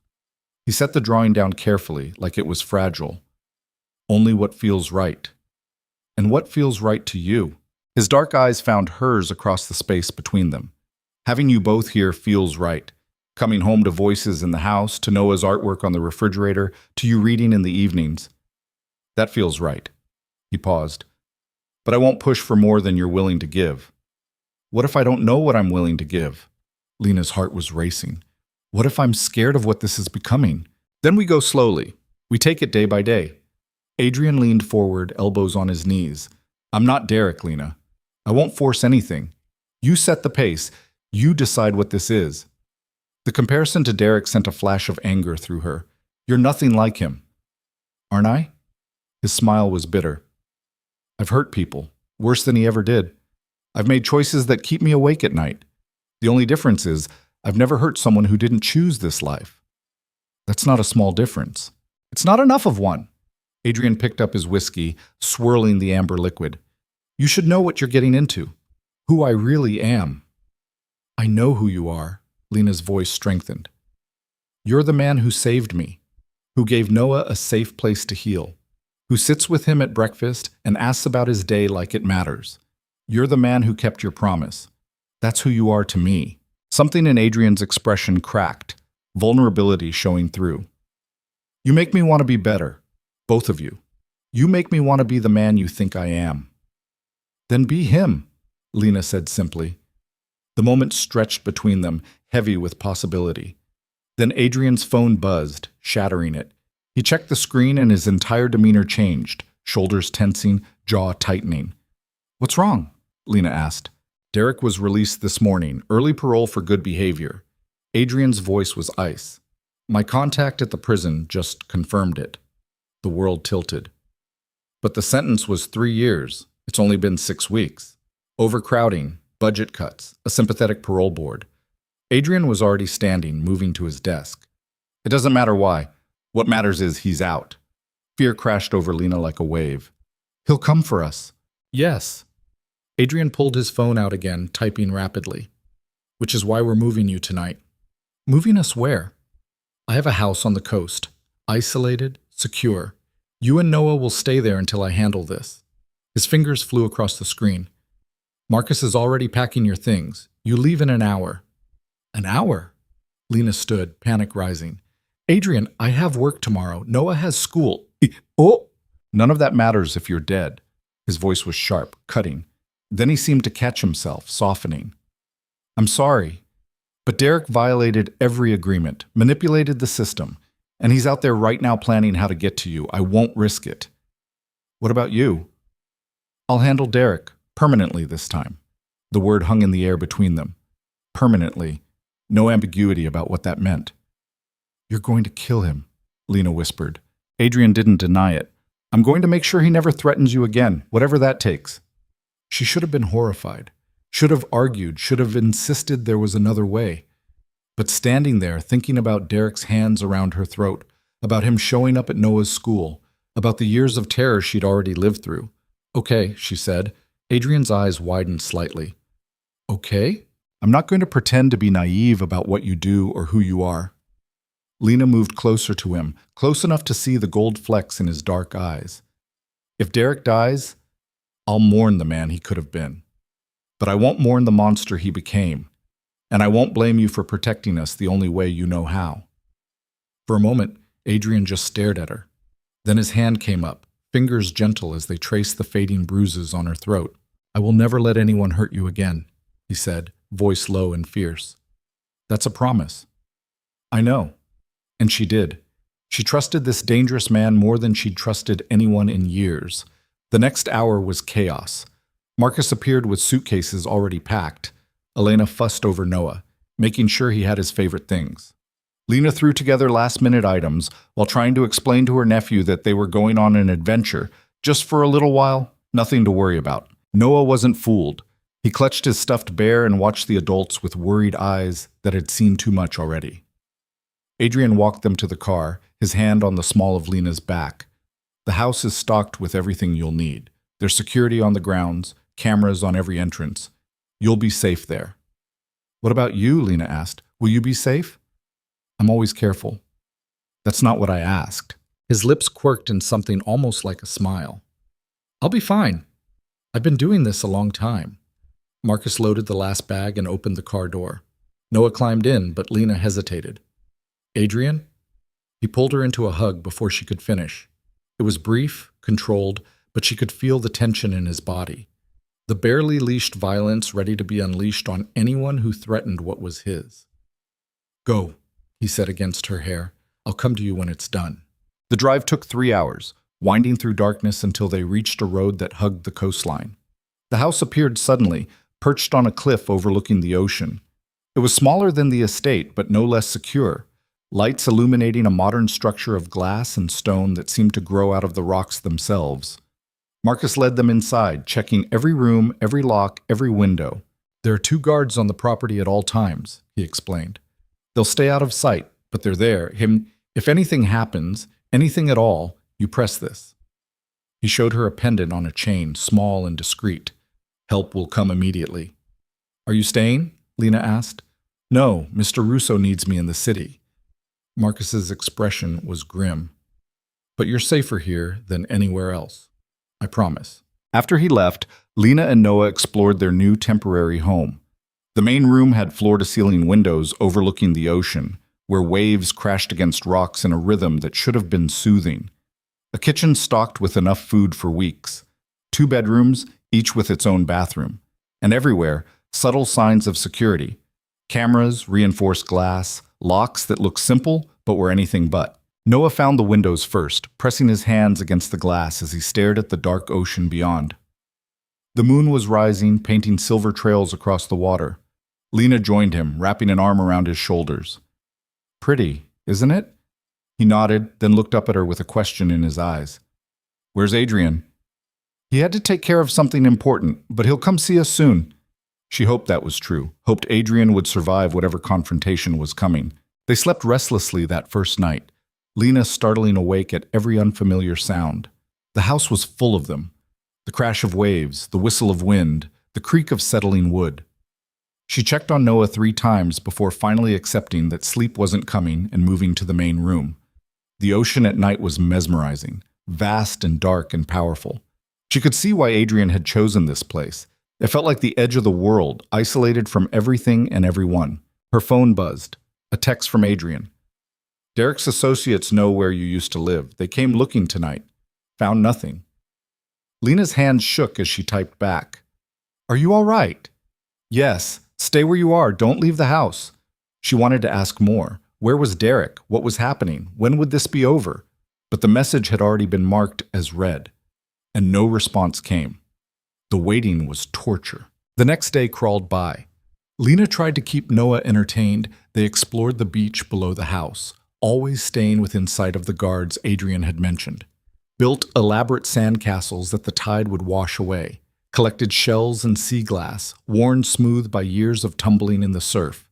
But underneath every moment was the tension of not knowing, of waiting for word that didn't come. That evening, as Lena was making dinner, one of the guards appeared at the door. He was young, professional, with kind eyes that didn't match the weapon at his hip. Miss Carter, we need you to stay inside tonight. Lock all the doors and don't open them for anyone except Mr. Russo or myself. Ice flooded her veins. What's happening? Precaution, ma'am. We've had some activity in the area. Probably nothing, but Mr. Russo wants us to be careful. Probably nothing. The words meant everything. Lena locked the doors as instructed, checked every window, and brought Noah to the main room where she could see all approaches to the house. She tried to act normal, to not let her fear show, but Noah wasn't fooled. He stayed close, his small hand finding hers. Hours passed. The sun set, painting the ocean in shades of gold and red before darkness swallowed everything. Lena kept her phone close, willing it to ring, to buzz, to give her any information. At 9:30, lights appeared on the road leading to the house. A car, moving fast. Lena's heart hammered as she watched it approach. Too fast to be friendly, too aggressive to be... The car screeched to a stop in front of the house. Car doors opened. Figures emerged, backlit by headlights. She couldn't see faces, couldn't tell if they were security or... Gunfire erupted. Lena grabbed Noah and hit the floor, pulling him behind the couch as glass shattered somewhere in the house. The pendant around her neck, she pressed it frantically, over and over, sending silent pleas for help. Stay down, she hissed to Noah, whose eyes were huge with terror. Stay down and don't move. More gunfire. Shouting. The sound of the front door splintering. Footsteps in the house. Lena looked around desperately for a weapon, for anything. Her hand closed around a heavy book on the coffee table. Pathetic, but it was something. The footsteps were getting closer. Lena, a voice called. Male, familiar. I know you're here. Come out, and this doesn't have to get messy. Derek. He'd found them. Somehow, despite everything, he'd found them. Your boyfriend's men put up a good fight, Derek continued, his voice echoing through the house. But they're down now. It's just you and me, like old times. Noah trembled against her. Lena pulled him closer, her mind racing. The bedroom had a lock. If she could get there, barricade the door, maybe buy enough time for help to arrive. She started to move, crawling toward the hallway, pulling Noah with her. I can hear you, Derek sang out. Come on, Lena. You really think you can hide from me? They made it to the hallway. 5 more feet to the bedroom. A shadow fell across them. Lena looked up to find Derek standing there, gun in hand, smiling that terrible smile she remembered from her nightmares. There you are, he said. She pushed Noah behind her, rising to her feet on shaking legs. Don't touch him. I'm not here for the kid. I'm here for you. Derek stepped closer. You cost me 3 years of my life, got me locked up, turned into a rat for your rich boyfriend. Did you really think I'd let that go? Adrian will kill you for this. Adrian Russo is busy dealing with a little distraction I arranged in the city. By the time he realizes where I really am, you'll be gone. Derek raised the gun, pointing it at her chest. I told you this wasn't over. Please, Lena's voice cracked. Please, Derek. Whatever you're going to do, don't let Noah see it. He's just a child. Something flickered across Derek's face. You always did care more about that kid than you did about me. Because he's innocent. Because he deserves better than all of this. And I didn't? Derek's voice rose. I gave you everything. I protected you when your sister died. I gave you a place to stay. And you broke my bones, Lena shouted back. You terrorized us. You made our lives hell. I loved you. That wasn't love. Love doesn't hurt like that. Derek's finger tightened on the trigger. Lena closed her eyes, pulling Noah closer, preparing for... The front door exploded inward. Adrian came through it like vengeance personified, gun drawn, eyes blazing with fury. He took in the scene in a split second. Derek with his weapon pointed at Lena, Lena shielding Noah, the shattered windows and signs of violence. Drop it, Adrian said, his voice deadly calm. Derek spun, firing wildly. The shot went wide. Adrian didn't flinch, didn't hesitate. He fired once, precise and controlled. Derek went down. The silence that followed was deafening, broken only by Noah's quiet sobs against Lena's shoulder. Adrian moved forward, kicking Derek's gun away, checking for a pulse. When he looked up, his expression was grim. He's alive. For now. He pulled out his phone, speaking rapidly to someone on the other end. Then he was moving to Lena and Noah, holstering his weapon as he knelt in front of them. Are you hurt? His hands were gentle as they checked them both over, looking for injuries. No. Lena's voice was shaking. The guards, Derek said. They're alive. Injured but alive. Backup's already with them. Adrian pulled Noah into his arms, the boy clinging to him desperately.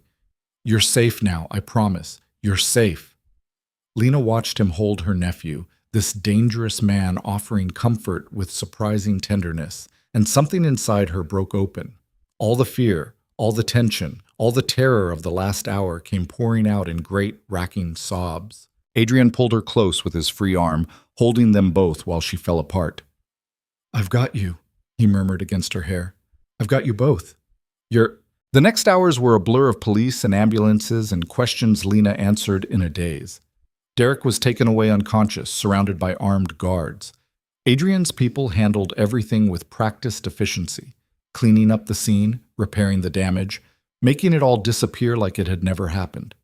Through it all, Adrian stayed close, a hand on her back, a steadying presence, proof that they had survived.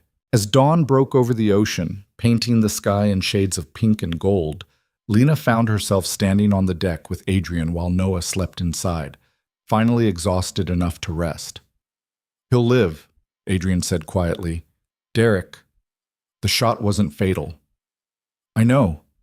Lena watched the waves crash below. Part of me wishes it had been.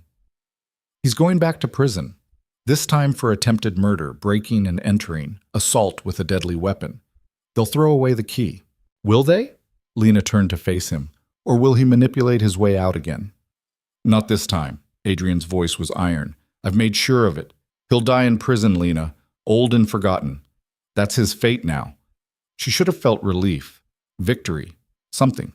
Instead, she just felt tired. I'm sorry, Adrian said after a moment. I should have anticipated this. Should have protected you better. You saved our lives, again. Lena moved closer to him. How many times are you going to have to save us before you realize you've already done enough? There's no such thing as enough when it comes to keeping you safe. His hand came up, cupping her face. Don't you understand that yet? You and Noah, you've become everything to me. The thought of losing you...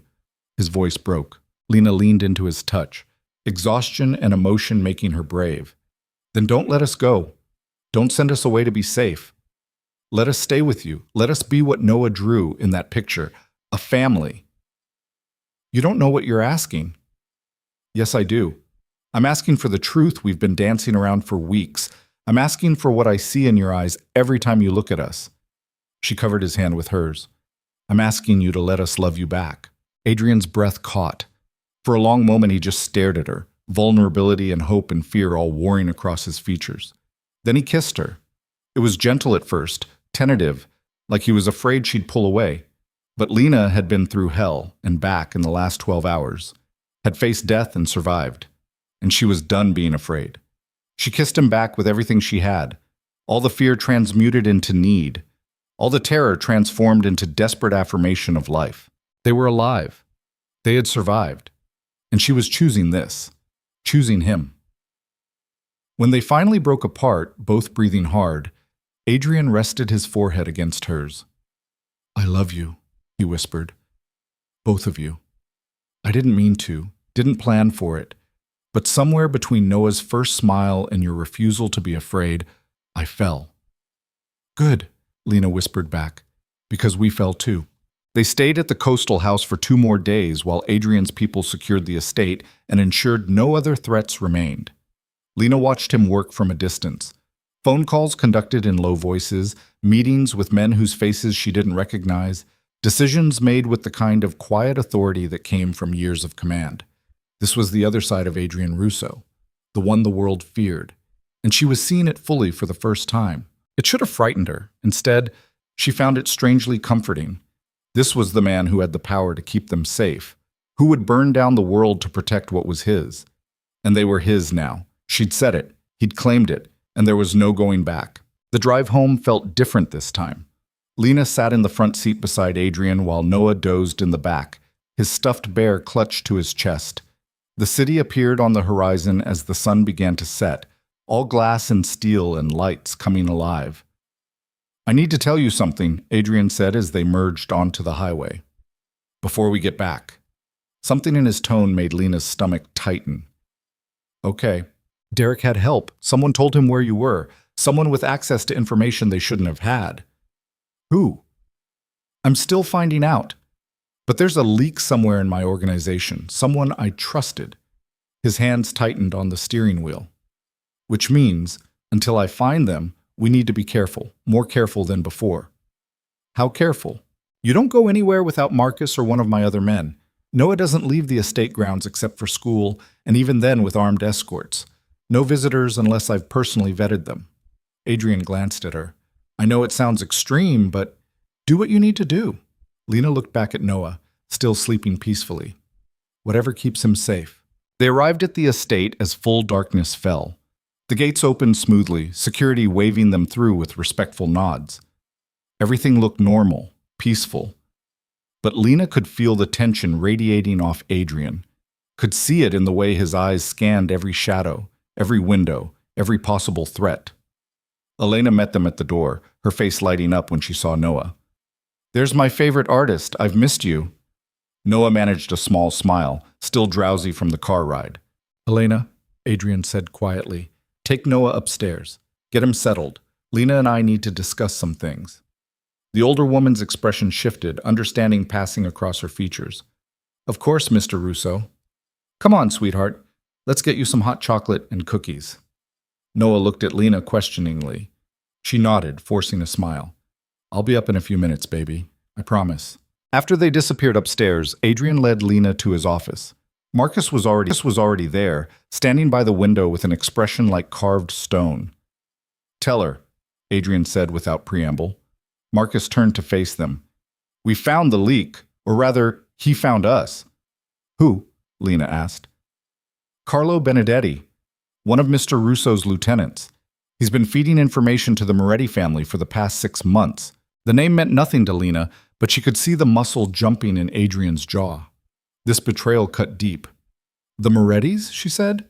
Derek's family? Cousins on his mother's side, Marcus confirmed. They're the ones who arranged his early release, who told him where to find you at the beach house. They've been building a case against Mr. Russo, trying to gather evidence of criminal activity. Evidence they haven't found, Adrian cut in, his voice cold. Because I don't leave evidence, but that hasn't stopped them from trying, and now they're using you as leverage. Lena's blood went cold. What do you mean? Adrian moved to his desk, pulling up something on his computer. He turned the monitor so she could see. Photos. Dozens of them. Lena walking into Marcello's, picking up Noah from school, standing on the beach house deck. And in every single one, the angle was invasive, predatory. They've been watching you, Adrian said, documenting everything.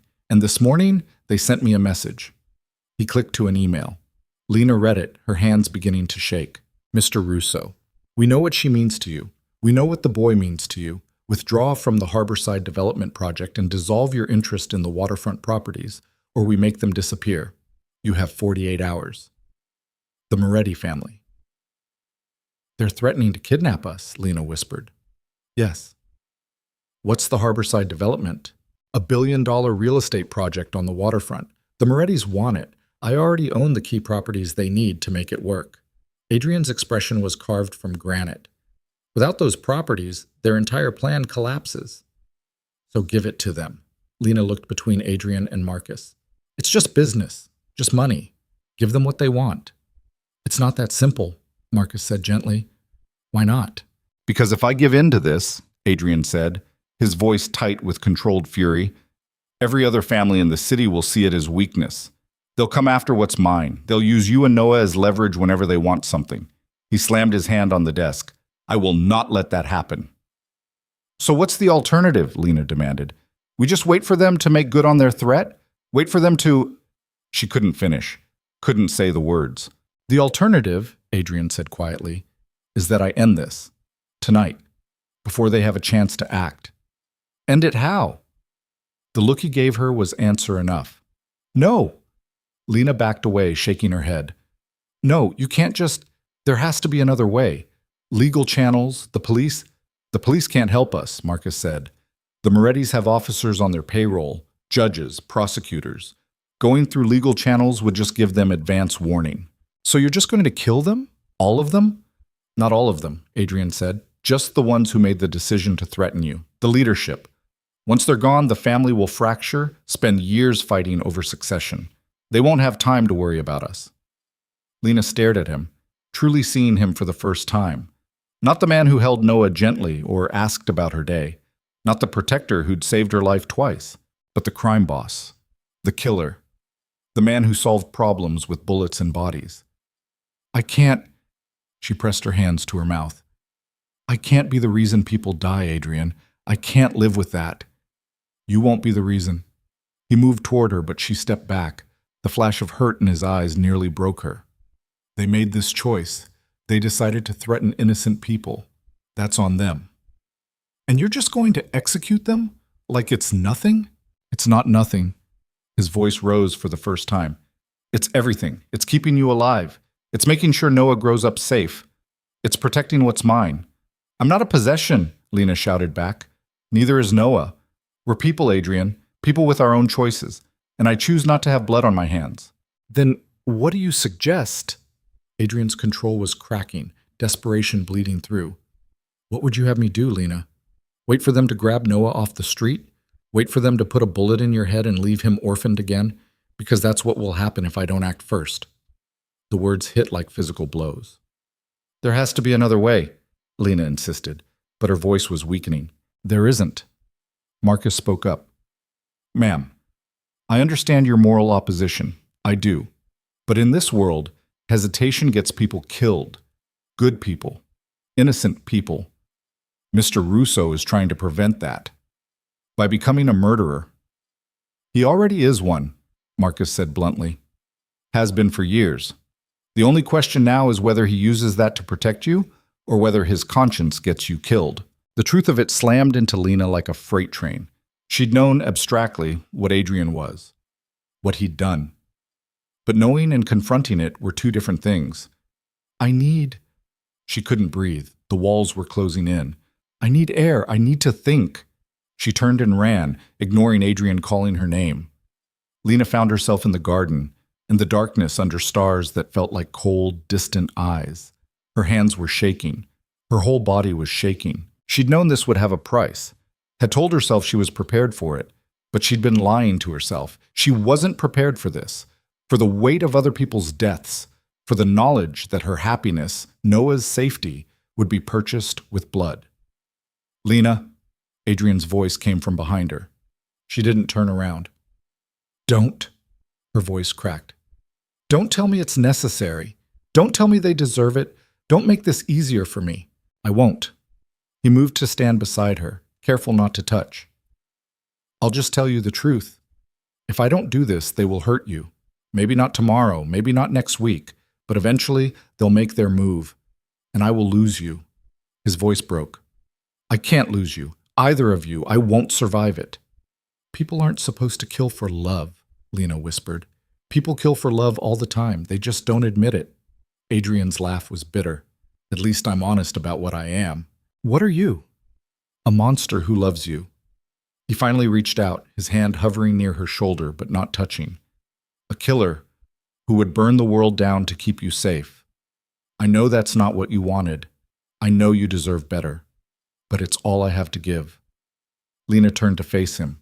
In the moonlight, she could see the anguish written across his features. The fear. The love. If you do this, she said slowly, if you kill these people, I need you to promise me something. Anything. Promise me it's the last time. Promise me you'll find another way to handle things from now on. Legal ways, clean ways. Her voice strengthened. I can live with your past, Adrian. I can even live with this, if it truly is the only option. But I can't build a future with someone who solves every problem with violence. He was quiet for a long moment, and she could see him wrestling with it. This was who he'd been for so long. The enforcer, the executioner. Could he change? Would he? I promise, he finally said. After tonight, I find different solutions, better solutions. I'll try to be the man you think I am. The man you already are, Lena corrected softly. The man who reads bedtime stories to Noah, who makes sure I eat breakfast, who holds me when I have nightmares. She took his hand. That's who you are, Adrian. This other thing, it's what you do, but it's not who you are. He pulled her against him, burying his face in her hair. I don't deserve you. Probably not. Lena's arms came around him. But you're stuck with me anyway. They stood like that for a long time, holding each other under the stars. When they finally pulled apart, Adrian's expression had hardened back into that cold mask she'd seen earlier. I need to go, he said. Marcus and the others are waiting. We need to move tonight before the Morettis realize we know about their plan. How long will you be gone? A few hours, maybe less. He cupped her face. Elena will stay with you and Noah. There are extra guards on the property. You'll be safe here. I'm not worried about me. Lena held his gaze. Come back. Promise me you'll come back. I promise. He kissed her forehead, her cheeks, her lips. I love you. I love you too. The words still felt strange on her tongue, but true. God help her, they were true. Be careful. He nodded and was gone, disappearing into the house like a shadow. Lena stood in the garden for a while longer, trying to process everything.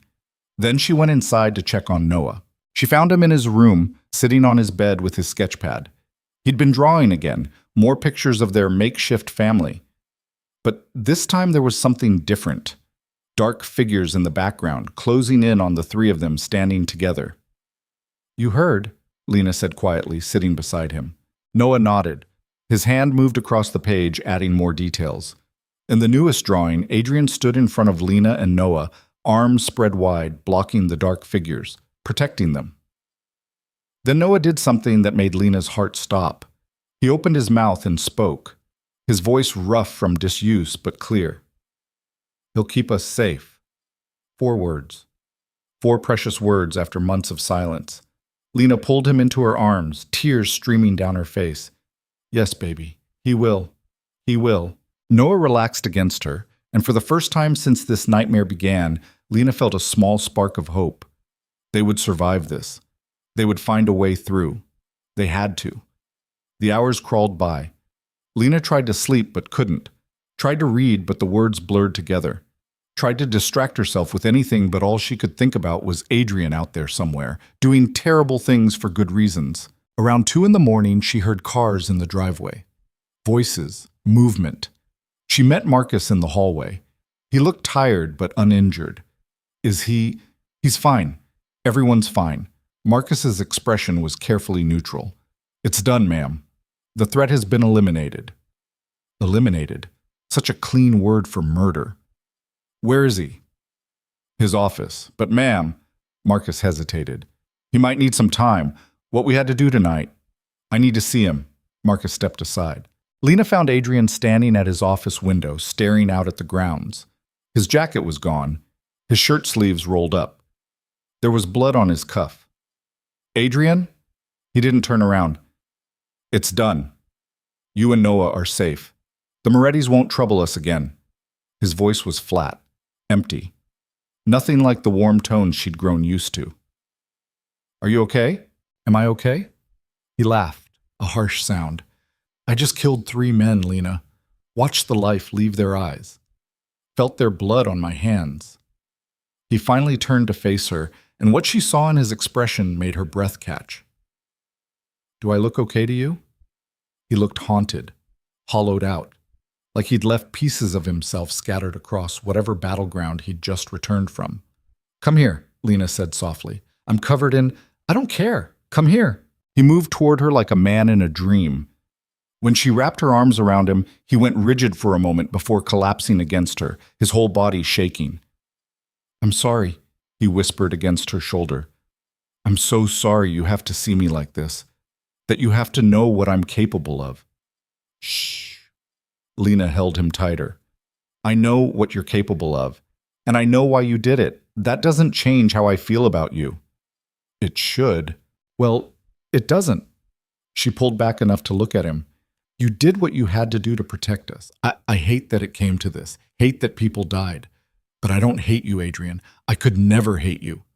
Something in his expression cracked. How can you still look at me like that? Like I'm something worth saving? Because you are. Lena touched his face, her fingers gentle against his jaw. You're more than the worst things you've done. You're more than tonight. And tomorrow, we start building something better. Together. Like you promised. He kissed her then, desperate and seeking, like she was the only thing tethering him to his humanity. Lena kissed him back, pouring every ounce of love and acceptance into it that she had. When they finally broke apart, both breathing hard, Adrian rested his forehead against hers. I don't deserve you, he whispered. Stop saying that. Lena's voice was firm. You deserve love. You deserve happiness. You deserve a family that chooses you every single day. She pulled back to meet his eyes. We choose you, Adrian. Noah and I. We choose you. For the first time since he'd returned, something like hope flickered in his dark eyes. I'm going to spend the rest of my life trying to be worthy of that choice, he said. You already are. They stood together in his office, holding each other as dawn began to break outside. The night was over. The threat was gone. But Lena couldn't shake the feeling that something else was coming. Something worse. She was right. 3 days later, Marcus appeared in the breakfast room where Lena and Adrian were having coffee while Noah worked on his homework at the table. Mr. Russo, we have a problem. Adrian's expression immediately shifted to alert. What kind of problem? The kind that involves federal agents at the gate requesting to speak with you. Lena's blood went cold. Federal agents? Like FBI? Yes, ma'am. Marcus's jaw was tight. They have a warrant for Mr. Russo's arrest. The world seemed to tilt. On what charges? Adrian's voice was deadly calm, but Lena could see his hands clenching into fists under the table. Multiple counts of racketeering, conspiracy to commit murder, and accessory to homicide. Marcus paused. They have evidence. Photos, testimony, financial records. Someone's been building a case against you for months. Carlo, Adrian said through gritted teeth. Not just Carlo. They have recordings. Conversations you had in your office, in your car, on your phone. Marcus's expression was grim. Someone's been surveilling you for a very long time, boss. They know everything. Lena felt the room spinning. What does this mean? Adrian stood slowly, his face a mask of controlled fury. It means Carlo wasn't working for the Morettis. He was working for the FBI, and I just gave them exactly what they needed to put me away for life.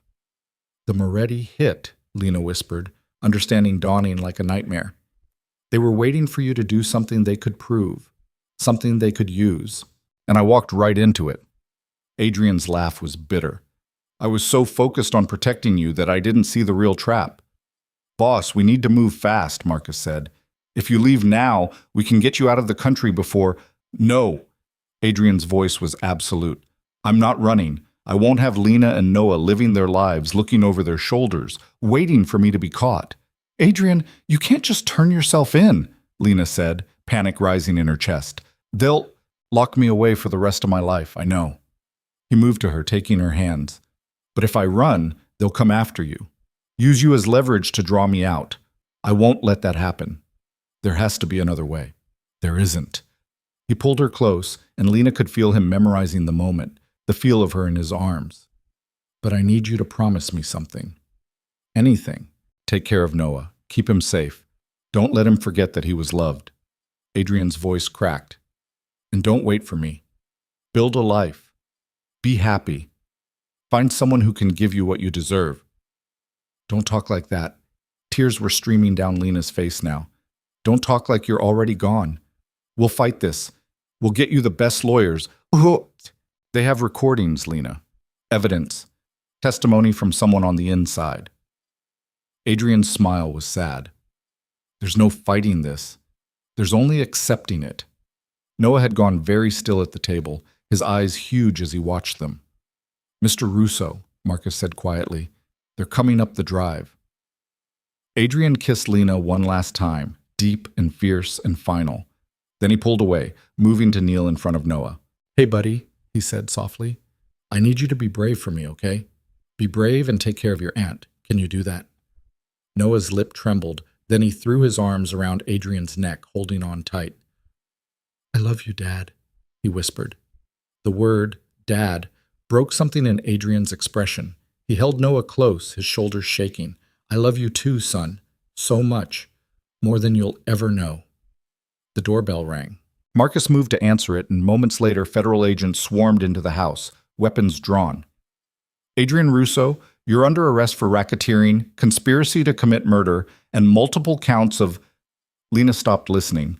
She watched, numb, as they handcuffed Adrian and led him toward the door. He looked back once, his eyes finding hers across the chaos. I love you, he mouthed. Then he was gone. Noah buried his face against Lena's side, his small body racked with sobs. Elena appeared from somewhere, her face pale, reaching for Noah. Come on, sweetheart, let's get you upstairs. No. Noah's voice was muffled against Lena. Don't want to leave Aunt Lena. It's okay, Lena heard herself saying, though nothing was okay. Nothing would ever be okay again. We'll stay together. Marcus approached, his expression carefully neutral. Ma'am, you should know, they'll be coming back. For the house, for the assets. Everything connected to Mr. Russo will be seized as part of the investigation. I don't care about the house, Lena said numbly. I don't care about any of it. I know, but you need to prepare. You and Noah, you'll need somewhere to go. The full weight of it crashed over her. Adrian was gone. The house would be taken. Everything they'd built together, every moment of safety and stability, was crumbling around them. She looked down at Noah, still clinging to her, and made a decision. We'll figure it out, she said, her voice stronger than she felt. We always do. But as she watched federal agents begin cataloging Adrian's possessions, marking everything for seizure, Lena couldn't help but wonder if this time there was anything left to figure out. They'd survived Derek, survived the Morettis, survived every threat that had come for them. But how did you survive losing the person who'd made you feel safe for the first time in your life? How did you explain to an 8-year-old that the father he'd just learned to trust was gone? How did you start over when you'd finally found home? Lena didn't have answers. All she had was Noah's hand in hers and the echo of Adrian's final words. I love you. It would have to be enough. It had to be, because there was nothing else left. The apartment Lena found was nothing like the estate. Third-floor walk-up in a neighborhood that made her old place look upscale. Peeling paint, stairs that creaked warnings with every step, a radiator that clanked through the night like a prisoner rattling chains. But it was hers, paid for with what little money she'd managed to save before the feds seized everything connected to Adrian.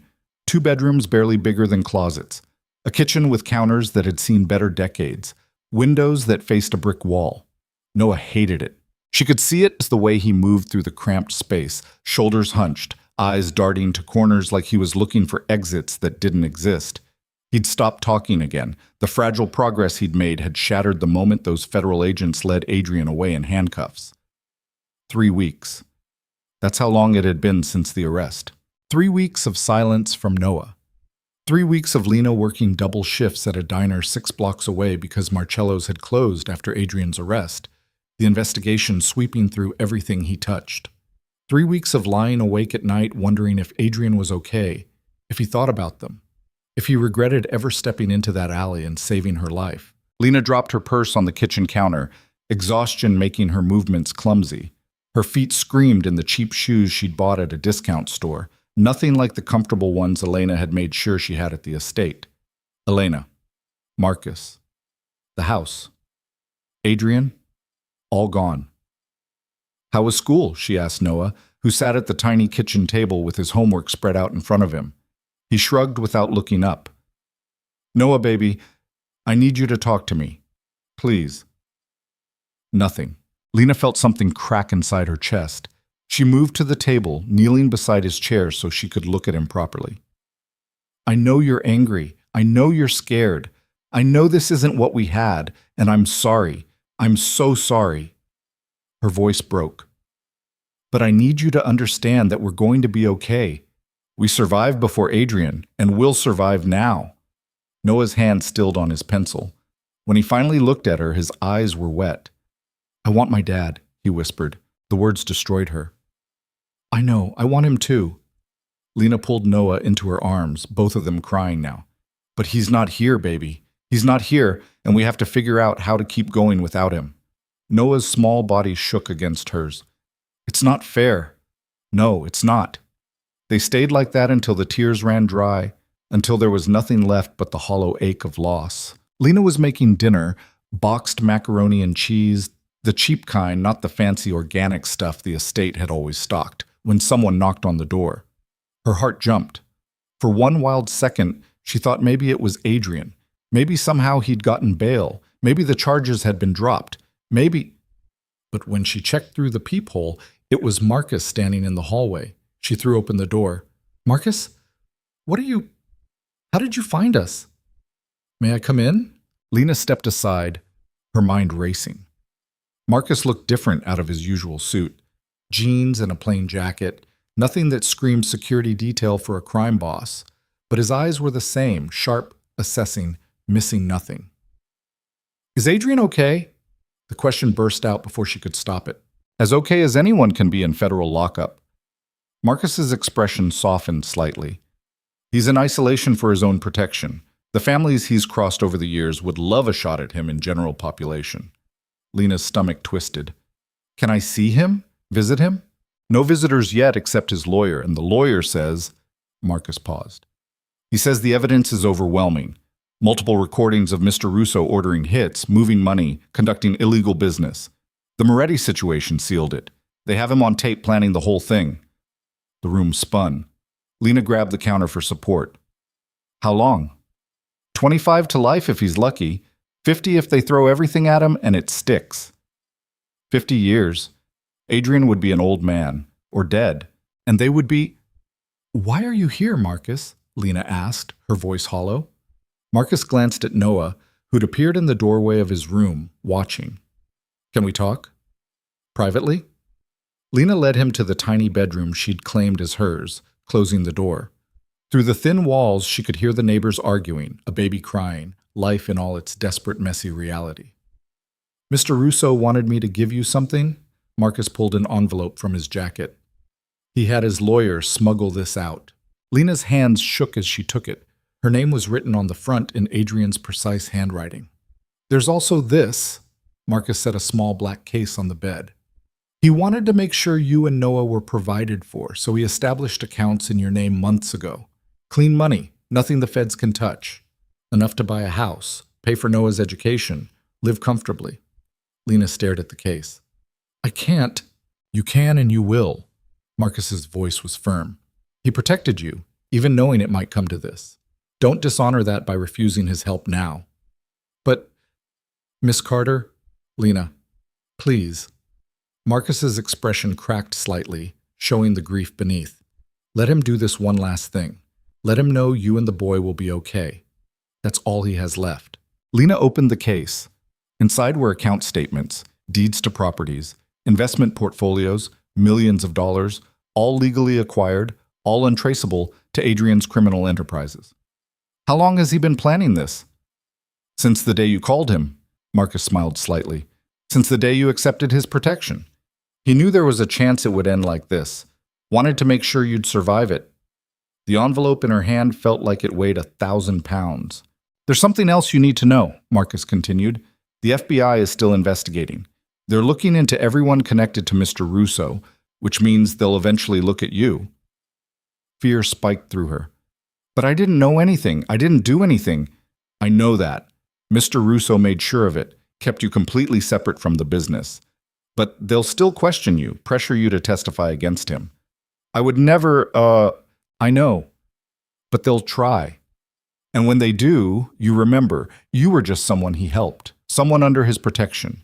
You didn't know about his business dealings. You didn't participate. You were as shocked as anyone when he was arrested. It was the truth, mostly, except for the part where she'd known exactly what Adrian was doing the night he killed the Moretti leadership, where she'd given him her blessing to do it. Marcus, don't tell me. He held up a hand. Whatever you know, whatever you suspect, keep it to yourself. For Noah's sake. For your own sake. His eyes were kind but serious. Mr. Russo's last instruction to me was to make sure you and the boy stayed free. Don't make that impossible by confessing to something you can't take back. After Marcus left, Lena sat on her bed holding Adrian's letter, not yet brave enough to open it. Noah appeared in the doorway. Was that Marcus? Yeah, baby. He works for Dad. The word Dad made Lena's throat tighten. He did. I don't know what he does now. Noah was quiet for a moment. Then, is Dad coming back? Lena wanted to lie, wanted to tell him yes, of course, everything would be fine, but she'd promised herself after Sarah died that she would never lie to Noah about the important things. I don't know, she said honestly. He's in a lot of trouble, the kind that might keep him away for a very long time. Noah's face crumpled. He turned and ran back to his room, slamming the door. Lena let him go. Sometimes grief needed space. She opened the envelope.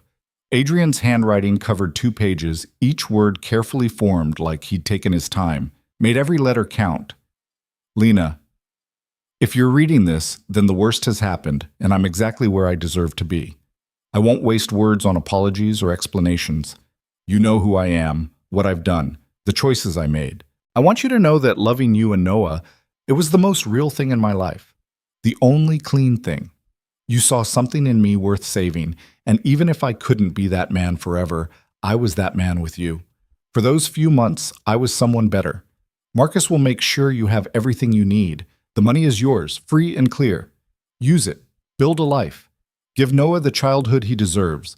Don't let guilt or loyalty to me hold you back from happiness. I need you to do something for me. I need you to let me go. Don't wait. Don't put your life on hold for someone who might never get out. You're 28 years old with a whole life ahead of you. Live it. Tell Noah I love him. Tell him his father is sorry he couldn't be there to watch him grow up. Tell him to be better than me, to make different choices, to find a path that doesn't end in a cell. And for yourself, know that you saved me in every way a person can be saved. Those months with you were worth whatever comes next. I'd do it all again, consequences be damned, just to have that time with you. I love you. I'll love you until my last breath. Don't come looking for me. Don't try to visit. Just live, Lena. Live loud and bright and free. Yours always, Adrian. The paper was wet with tears before she finished reading. Lena clutched it to her chest, grief and rage and love all tangled together in a knot she couldn't untie. He wanted her to let him go, to move on, to forget. But how did you forget the man who'd saved your life? Who'd given your nephew a voice again? Who'd made you feel safe for the first time in forever? She read the letter 3 more times before tucking it carefully into her nightstand drawer. Then she lay in the dark, listening to the sounds of the building, voices through walls, footsteps on stairs, sirens in the distance.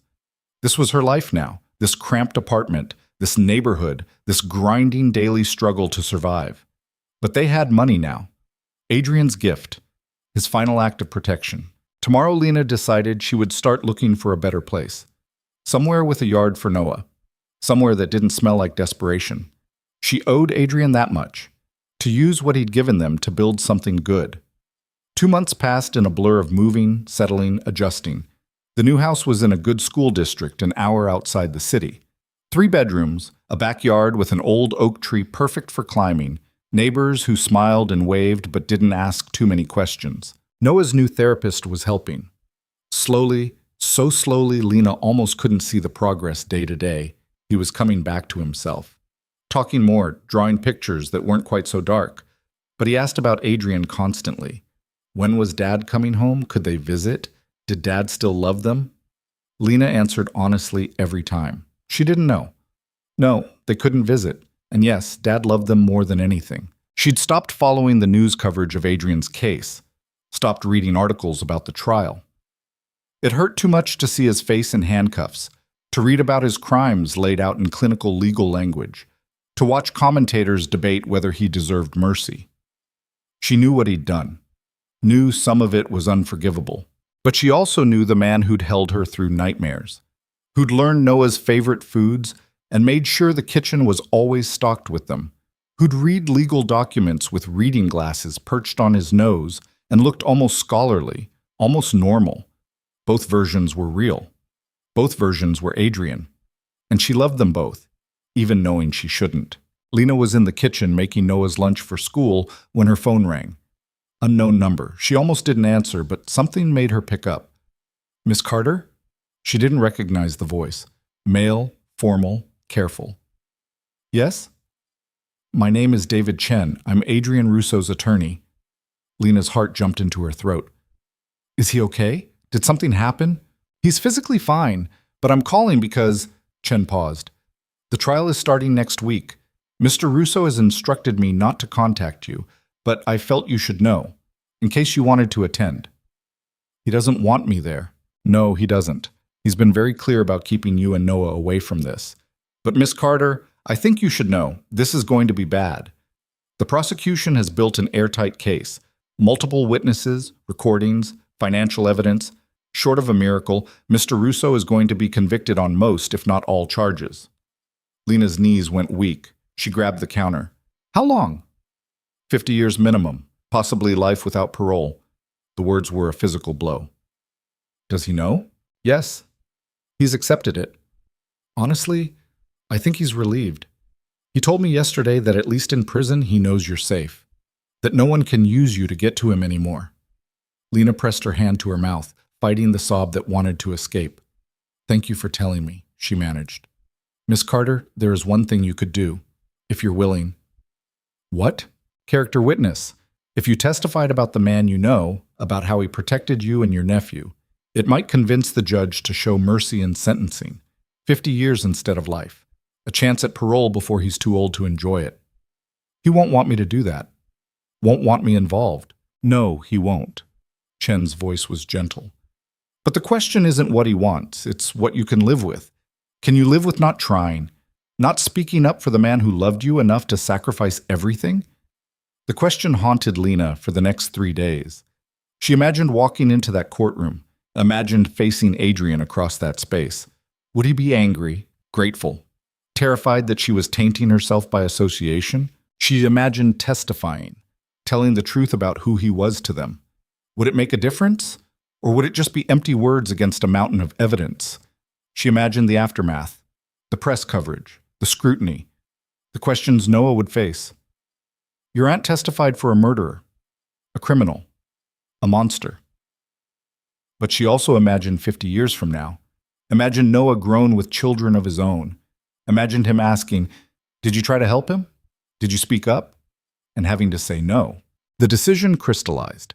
On the first day of the trial, Lena called Mrs. Chen, the new Mrs. Chen, her elderly neighbor who'd agreed to watch Noah after school, and arranged for her to keep him overnight. I have something I need to do, Lena explained. Something important. She drove to the courthouse in the city, her hands white-knuckled on the steering wheel. The building was massive, imposing, with steps that seemed designed to make you feel small. Press had gathered on the sidewalk. Cameras, reporters, protesters, holding signs demanding justice for Adrian's victims. Lena kept her head down and pushed through. David Chen met her in the hallway outside the courtroom. His eyes widened when he saw her. Miss Carter, I didn't think… I want to testify, Lena said. Put me on the stand. Let me tell them who he really is. Mr. Russo will be furious. I don't care. Chen studied her for a long moment. Then he nodded. All right. I'll call you this afternoon. Be ready to tell the truth. All of it. The courtroom was packed. Lena found a seat in the back, trying to be invisible. Then they brought Adrian in. He looked thinner, older. The suit he wore hung slightly loose on his frame, and there were shadows under his eyes that spoke of sleepless nights. But when the bailiff removed his handcuffs, he stood straight, shoulders back, every inch the powerful man she remembered. His eyes swept the courtroom and stopped on her. The shock that crossed his face was almost comical. Then fury. He shook his head sharply. No, get out, leave. Lena stayed exactly where she was. The prosecution's case was devastating. Witness after witness described Adrian's criminal empire. The violence, the intimidation, the cold calculation behind every move. They played recordings of him ordering hits, discussing money laundering, threatening people who crossed him. The man they described was a monster. But he was also the man Lena loved. When Chen called her to the stand that afternoon, the courtroom erupted in whispers. Lena walked to the witness box on shaking legs, refusing to look at Adrian, knowing if she did she might lose her nerve. "State your name for the record," the bailiff said. "Lena Marie Carter." "And how do you know the defendant?" Lena took a breath, met the prosecutor's skeptical gaze, and told the truth. She told them about Derek, about the alley, about Adrian saving her life when he had no reason to, about his protection, his generosity, his unexpected gentleness with a traumatized 8-year-old. "He didn't have to help us," Lena said, her voice steady. "He could have walked away. Let us figure it out ourselves." But he didn't. He saw someone who needed help, and he gave it freely. "And you're aware of his criminal activities?" the prosecutor asked, during cross-examination, her voice dripping with disdain. "I'm aware of what he's accused of, yes. But you still chose to associate with him? To bring a child into his home?" "I chose to accept protection from someone who offered it when no one else would." Lena's voice hardened. "The police couldn't help me. The restraining order was meaningless. My ex-partner had found me 3 times in 6 months and put me in the hospital twice. Adrian Russo was the only person who made me feel safe. Even knowing he was a criminal, even knowing he was complicated." Lena looked directly at the prosecutor. "People aren't one thing. They're not all good or all evil. Adrian Russo did terrible things, I'm not denying that, but he also saved my life, gave my nephew a home when he had none, loved us when we'd forgotten what that felt like. Both things are true." "So you're saying his good deeds outweigh his crimes?" "No. I'm saying he's human, flawed and broken and trying. I'm saying the man I know deserves to be seen fully, not just as a monster, but as someone capable of love and change and sacrifice." The prosecutor sneered. "How convenient for Mr. Russo that his lover shows up to paint him as a saint." "I'm not painting him as anything except what he is." Lena's voice rose. "A man who made terrible choices for understandable reasons, who hurt people to protect others, who lived in violence so long he forgot there were other options." She finally looked at Adrian, whose face was a mask of anguish. "But he was trying to change. We talked about it, about finding different solutions, about being better. He wanted to be better for us. And yet he killed 3 people 2 days after that conversation. To protect us. Because he saw no other way." Tears streamed down Lena's face now, but her voice stayed strong. "You want me to condemn him for that? Fine. It was wrong. It was criminal. It was also the only reason my nephew and I are alive right now. The Morettis would have killed us if Adrian hadn't acted first. So yes, I'm grateful. I'm grateful he loved us enough to damn himself to save us." The courtroom was silent. "No further questions," the prosecutor said, disgust evident in every syllable. Lena stepped down from the witness box on trembling legs. As she passed Adrian's table, she made the mistake of looking at him. The expression on his face broke her heart all over again. Love and fury and desperation all tangled together. Chen stood. "Your Honor, the defense rests." Outside the courtroom, Lena made it 3 steps before her legs gave out. She sank onto a bench in the hallway, shaking so hard her teeth chattered. David Chen appeared moments later. "That was either the bravest or most foolish thing I've ever seen." "Did it help?"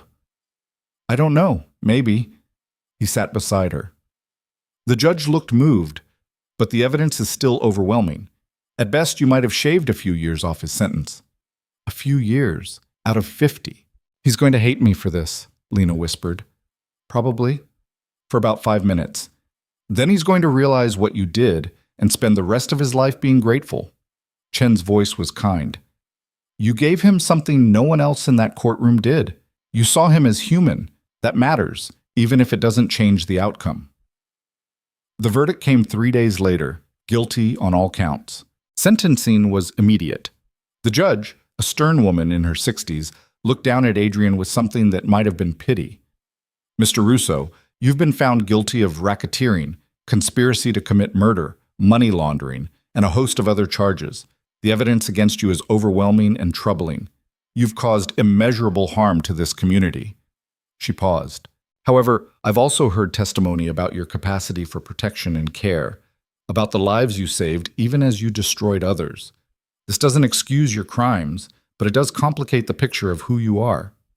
Adrian stood perfectly still, his face betraying nothing. I hereby sentence you to 35 years in federal prison with the possibility of parole after 25. I hope you use that time to become the man Miss Carter believes you can be. 35 years. Lena's breath left her in a rush. Not 50. Not life. 35 with parole after 25. It was still forever, still longer than they'd been alive. But it was something, a sliver of hope. As they led Adrian away, he turned back one last time. His eyes found Lena's in the crowd. Thank you, he mouthed. Then he was gone. Lena sat in the courtroom long after everyone else had left, staring at the empty space where Adrian had stood. 25 years minimum before parole. Noah would be 33, a grown man with his own life. She would be 53, old enough to have lived an entire lifetime without Adrian. It was an eternity. It was unbearable. It was reality. Her phone buzzed, a text from an unknown number. Meet me. Tonight, 9 p.m. The address below. Come alone. M. Marcus.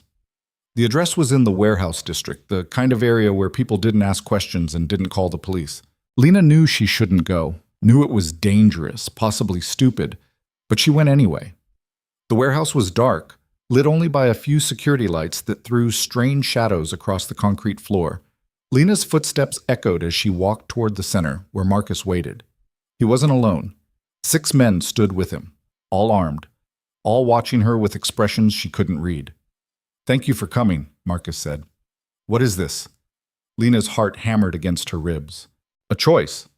Marcus gestured to the men. These are what's left of Mr. Russo's organization. The ones who didn't flip, who didn't run. The loyal ones. I don't understand. Adrian's in prison. His empire is collapsing. The families are circling, trying to carve up his territory. Marcus stepped closer. But there's another option. We can hold it together. Keep everything running until he gets out. Lena's blood went cold. You want me to, what, run his criminal organization? I want you to be the face of it. The figurehead. Marcus's eyes were intense. You testified for him. The families saw that. They know you matter to him.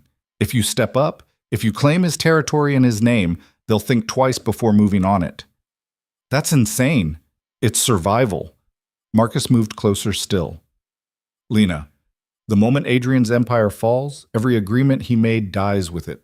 Every protection he offered evaporates, including yours. Derek's in prison. Derek has cousins, brothers, friends.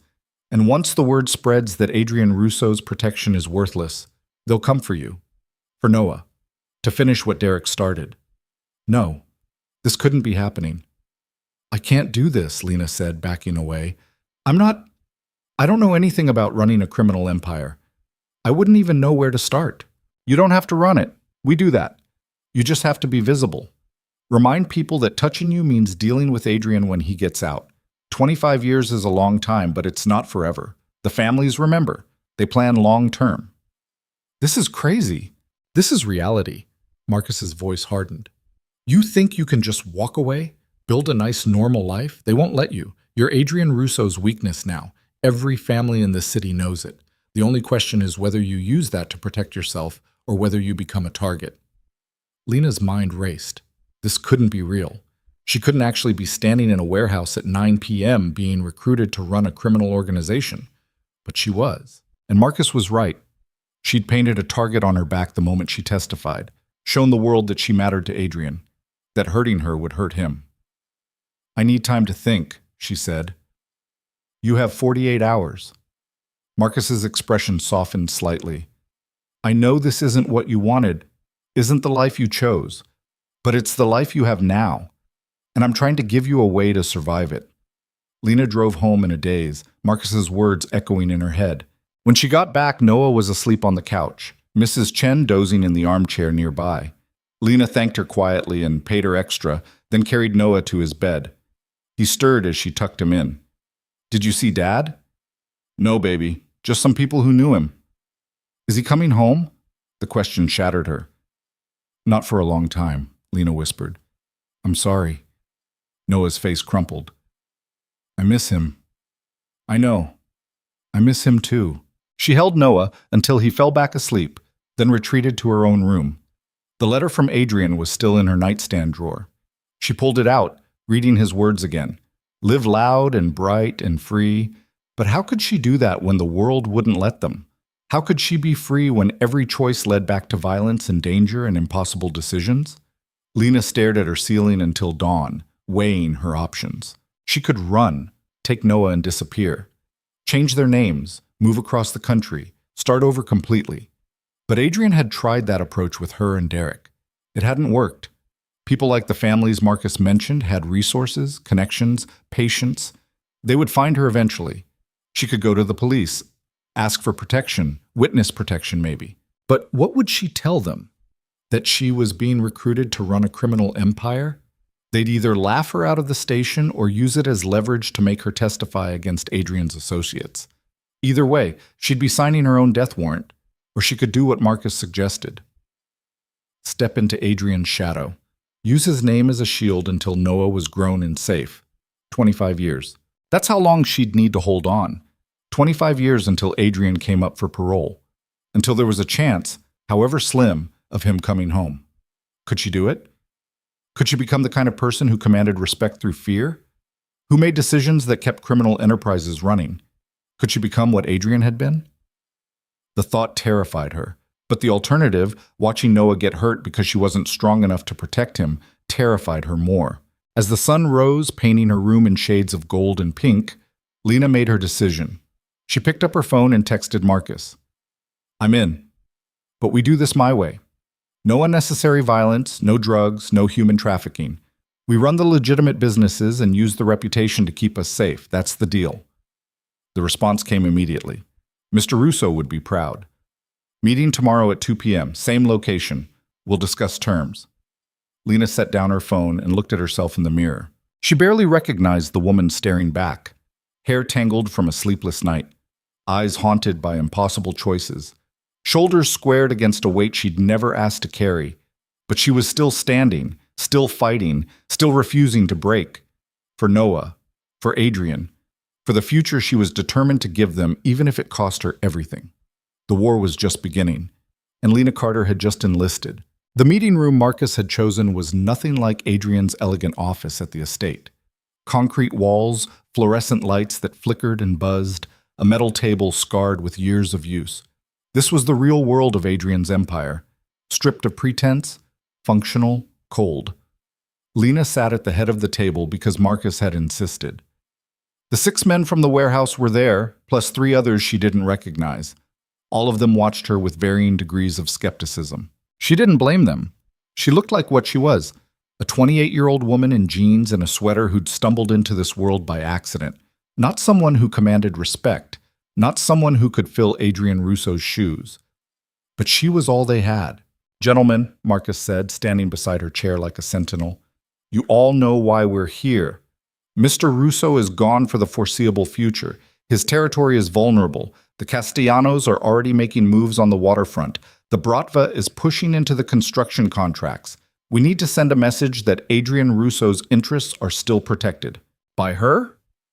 One of the men, Carlo's replacement, a thick-necked enforcer named Vincent, jerked his chin toward Lena. No offense, lady, but you're not exactly intimidating. No, Lena agreed quietly. I'm not. But I'm also the woman Adrian Russo loved enough to go to prison for. The woman who testified on his behalf in open court. Every family in this city saw that. They know I matter to him. So what? Vincent leaned back, arms crossed. That makes you a target, not a leader. It makes me both. Lena stood, forcing her voice to stay steady even though her legs were shaking. You're right that I don't know how to run this organization. I'm not a criminal. I'm not a strategist. I'm just someone trying to protect her family. She looked around the table, meeting each man's eyes. But that's exactly why this works. I'm not trying to take over. I'm not trying to build my own empire. I'm just holding Adrian's place until he comes home. And every family out there knows that if they touch me, if they touch Noah, they're not just dealing with you. They're dealing with Adrian's fury when he gets out. That's 25 years away, another man said. Maybe more. You expect us to wait that long? I expect you to use that time wisely. Lena's voice hardened. We consolidate the legitimate businesses. We distance ourselves from anything that could bring federal attention. We build something sustainable that Adrian can come home to, something worth having. And in the meantime, Vincent pressed, when the Castellanos push, when the Bratva demands tribute, what do we do then? Lena looked at Marcus, who nodded slightly. Permission to speak the hard truth. We defend what's ours, she said, but we do it smart. We don't start wars we can't win. We don't leave evidence. We don't give the feds any reason to keep digging. She paused. Adrian's mistake was being too visible, too aggressive. We won't make that mistake. The room was silent for a long moment. Then an older man at the far end of the table, Giuseppe, Marcus had said his name was, spoke up. The Castellanos took 3 of our trucking contracts last week, threatened the drivers, said Adrian's protection didn't mean anything anymore. What would you do about that? This was a test.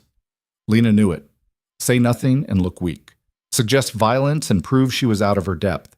She needed a third option. I talked to them, she said, face to face. Remind them that contracts work both ways. They want our business. They negotiate fairly. They want war. She let the sentence hang.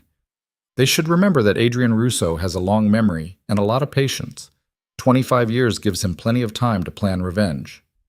Giuseppe's weathered face cracked into something almost like a smile. You've got spine. I'll give you that. So we're doing this? Vincent still sounded skeptical. We're following a civilian? You're following Mr. Russo's wishes, Marcus said firmly. He wanted Miss Carter protected at all costs. This is how we do that. By making her untouchable. By showing the world that she speaks with his authority. One by one, the men at the table nodded. Some reluctant, some curious, but all of them agreeing. Lena had just become the figurehead of a criminal empire. The next 3 months were a crash course in a world Lena had never wanted to understand. She learned the organizational structure, who reported to whom, which operations generated income, which ones carried the most risk. She learned the politics, which families could be negotiated with, which ones respected only strength, which ones were actively hostile. She learned to read people, to see the lies behind polite words, to recognize when someone was testing her and when they were genuinely seeking guidance. And slowly, impossibly, she learned to lead. It started small. A dispute between 2 warehouse managers that Marcus brought to her attention. Lena listened to both sides, identified the real issue beneath the surface conflict, and brokered a compromise that left both men satisfied. Word spread. More disputes came to her. More decisions that needed making. Lena handled each one the same way. By listening, by being fair, by remembering that these were people with lives and families and fears just like hers. She wasn't Adrian. She couldn't inspire fear with a look or command loyalty through force. But she could be honest. She could be consistent. She could show them that under her watch the organization would be stable even if it wasn't powerful. It was enough. The first real test came on a Tuesday afternoon. Marcus brought news that the Castellano family wanted a meeting. Their underboss, a man named Sal Torino, had requested a sit-down with the woman who speaks for Russo. It's a power play, Marcus said. They want to see you in person, size you up, figure out if you're really a threat or just a convenient fiction. Lena's stomach churned. Do I have a choice? You always have a choice, but refusing will look like weakness. No. She'd come too far to back down now. The meeting was set for neutral ground, a restaurant in Little Italy that had been serving as a meeting place for families for 3 generations.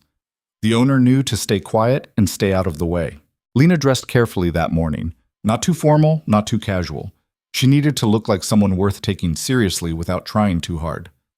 In the end, she chose dark slacks, a fitted blazer, and the one piece of jewelry Adrian had given her, a simple silver necklace she'd found in her things after the estate was seized, tucked away in a pocket she'd forgotten to check. Marcus drove her, with 2 other men following in a second car. Security, though Lena suspected it was more to maintain appearances than because Marcus actually thought the Castellanos would try something at a public meeting. The restaurant was small, tucked between a bakery and a dry cleaner. Inside, the lights were dim and most of the tables were empty except for one in the back corner. Sal Torino sat there with 3 men flanking him. He was in his 50s, gray at the temples, with the kind of face that had seen violence and learned to appreciate subtlety instead. When Lena approached, he stood and offered his hand. "Miss Carter, thank you for meeting with me." His handshake was firm but not aggressive. Testing, always testing. "Mr. Torino." Lena sat across from him, Marcus taking the seat beside her. "I understand you have concerns about our business relationship." "Concerns?" Torino smiled thinly. "That's diplomatic." "Yes, we have concerns. Adrian Russo is in prison. His empire is leaderless. Yet we're told we should continue honoring agreements as if nothing has changed." "Nothing fundamental has changed," Lena said. "The agreements you made with Adrian were based on mutual benefit. Those benefits still exist. Do they?" Torino leaned forward, because from where I'm sitting, the benefits were Adrian's reputation, his ability to enforce agreements, his willingness to make problems disappear. His eyes were cold. "Tell me, Miss Carter, can you make problems disappear?" The question hung in the air like a knife. Lena met his gaze without flinching. "I don't need to make problems disappear, Mr. Torino. I just need to make it clear that creating problems for me creates problems for you." "That sounds like a threat." "It's a statement of fact." Lena kept her voice level. "You move against Adrian's interests, you're betting that he won't remember in 25 years, that he won't have the resources or will to respond when he gets out. Are you willing to make that bet?" Torino's expression didn't change. 25 years is a long time. He might not survive prison, might die before he sees freedom again.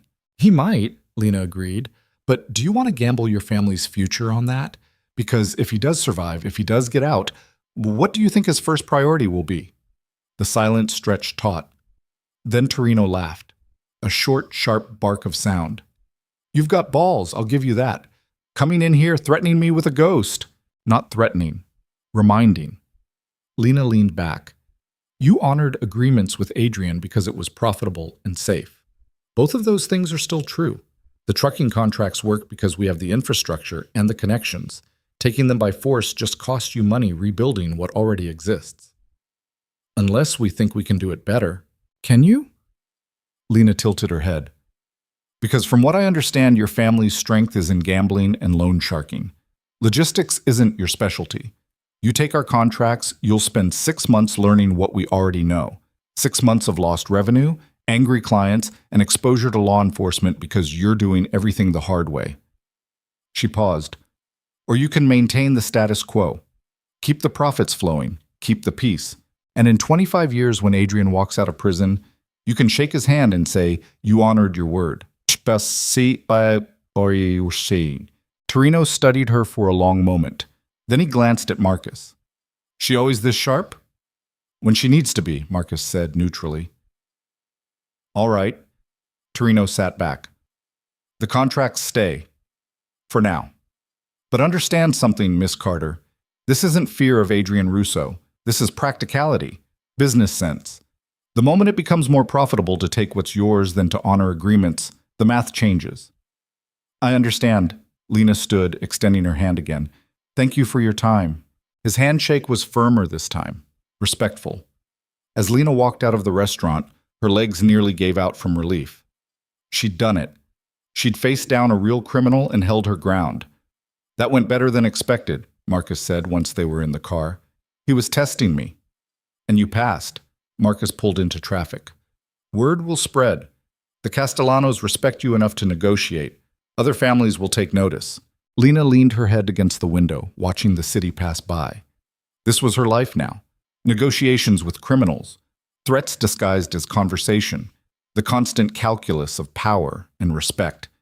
She hated it, but she was good at it. 6 months became a year. The year became 2. Lena settled into a routine that would have horrified her old self, the waitress who just wanted to survive, to give Noah a normal life. But normal was a luxury they couldn't afford. Noah was 10 now. Growing tall, growing confident, the selective mutism had faded almost completely, replaced by a bright, talkative boy who loved art and basketball and asked too many questions about things Lena couldn't always answer, like why they had bodyguards, why men in expensive suits came to the house for meetings, why his aunt seemed to carry the weight of the world on her shoulders. Lena tried to shield him from the truth, tried to give him as much normalcy as possible, but Noah was smart. Too smart. He'd figured out more than she wanted him to know. "Is this because of Dad?" he asked one night after she'd sent away another visitor. "Are you doing this for him?" Lena wanted to lie. "Yes." Noah was quiet for a moment. "Do you think he'd want you to?" The question cut deep. "I don't know, baby. Probably not, but it's keeping us safe. That's what matters." "Are we safe? Really?" Noah's dark eyes, so much like Sarah's, searched her face. "Or are we just pretending?"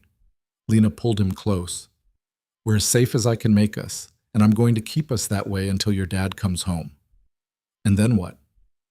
"Then we figure out the rest together." It was the best answer she had.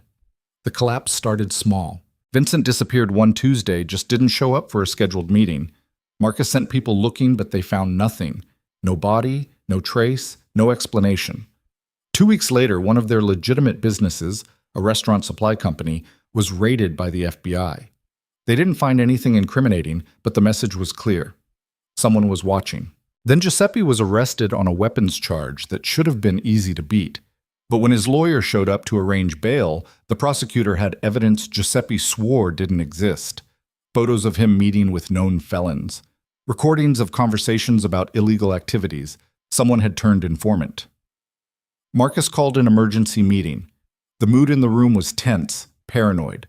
Men who'd worked together for years now looked at each other with suspicion. "We have a leak," Marcus said without preamble. "Someone's feeding information to the feds, someone in this room or close to it." The accusations started immediately. Old grievances surfaced, suspicions were voiced. The organization was eating itself from the inside. Lena watched it happen with a sinking heart. This was how it ended. Not with violence or a dramatic confrontation, but with paranoia and betrayal and the slow disintegration of trust. "Enough," she said, her voice cutting through the chaos. The room fell silent. "This is what they want," Lena continued. "Whoever's doing this, they want us turning on each other, destroying ourselves so they don't have to." She looked around the table. "So here's what we're going to do. We're going to lock down operations. No new business, no risky moves. We run clean and quiet until we identify the leak." "And if we can't identify them?" someone asked. "Then we assume everyone is compromised and act accordingly." Lena's voice was hard. "No one person has access to everything. No one makes major decisions alone. We compartmentalize until we're secure again." It was the right call, but it felt like defeat. Locking down meant lost revenue, meant showing weakness to the other families, meant Adrian's empire shrinking further, but it was better than destruction. The truth came out 3 weeks later. Marcus arrived at the house late one night, his face grave. "We found the informant." Lena's heart sank. "Who?" "Antonio. Giuseppe's nephew."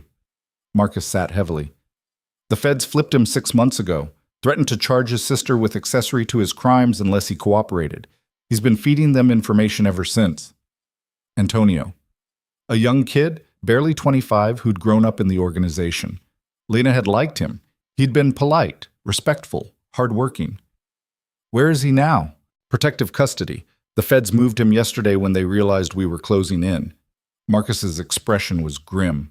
"He gave them everything, Lena. Names, operations, financial records. They're building a RICO case against everyone who's still active." The air left Lena's lungs in a rush.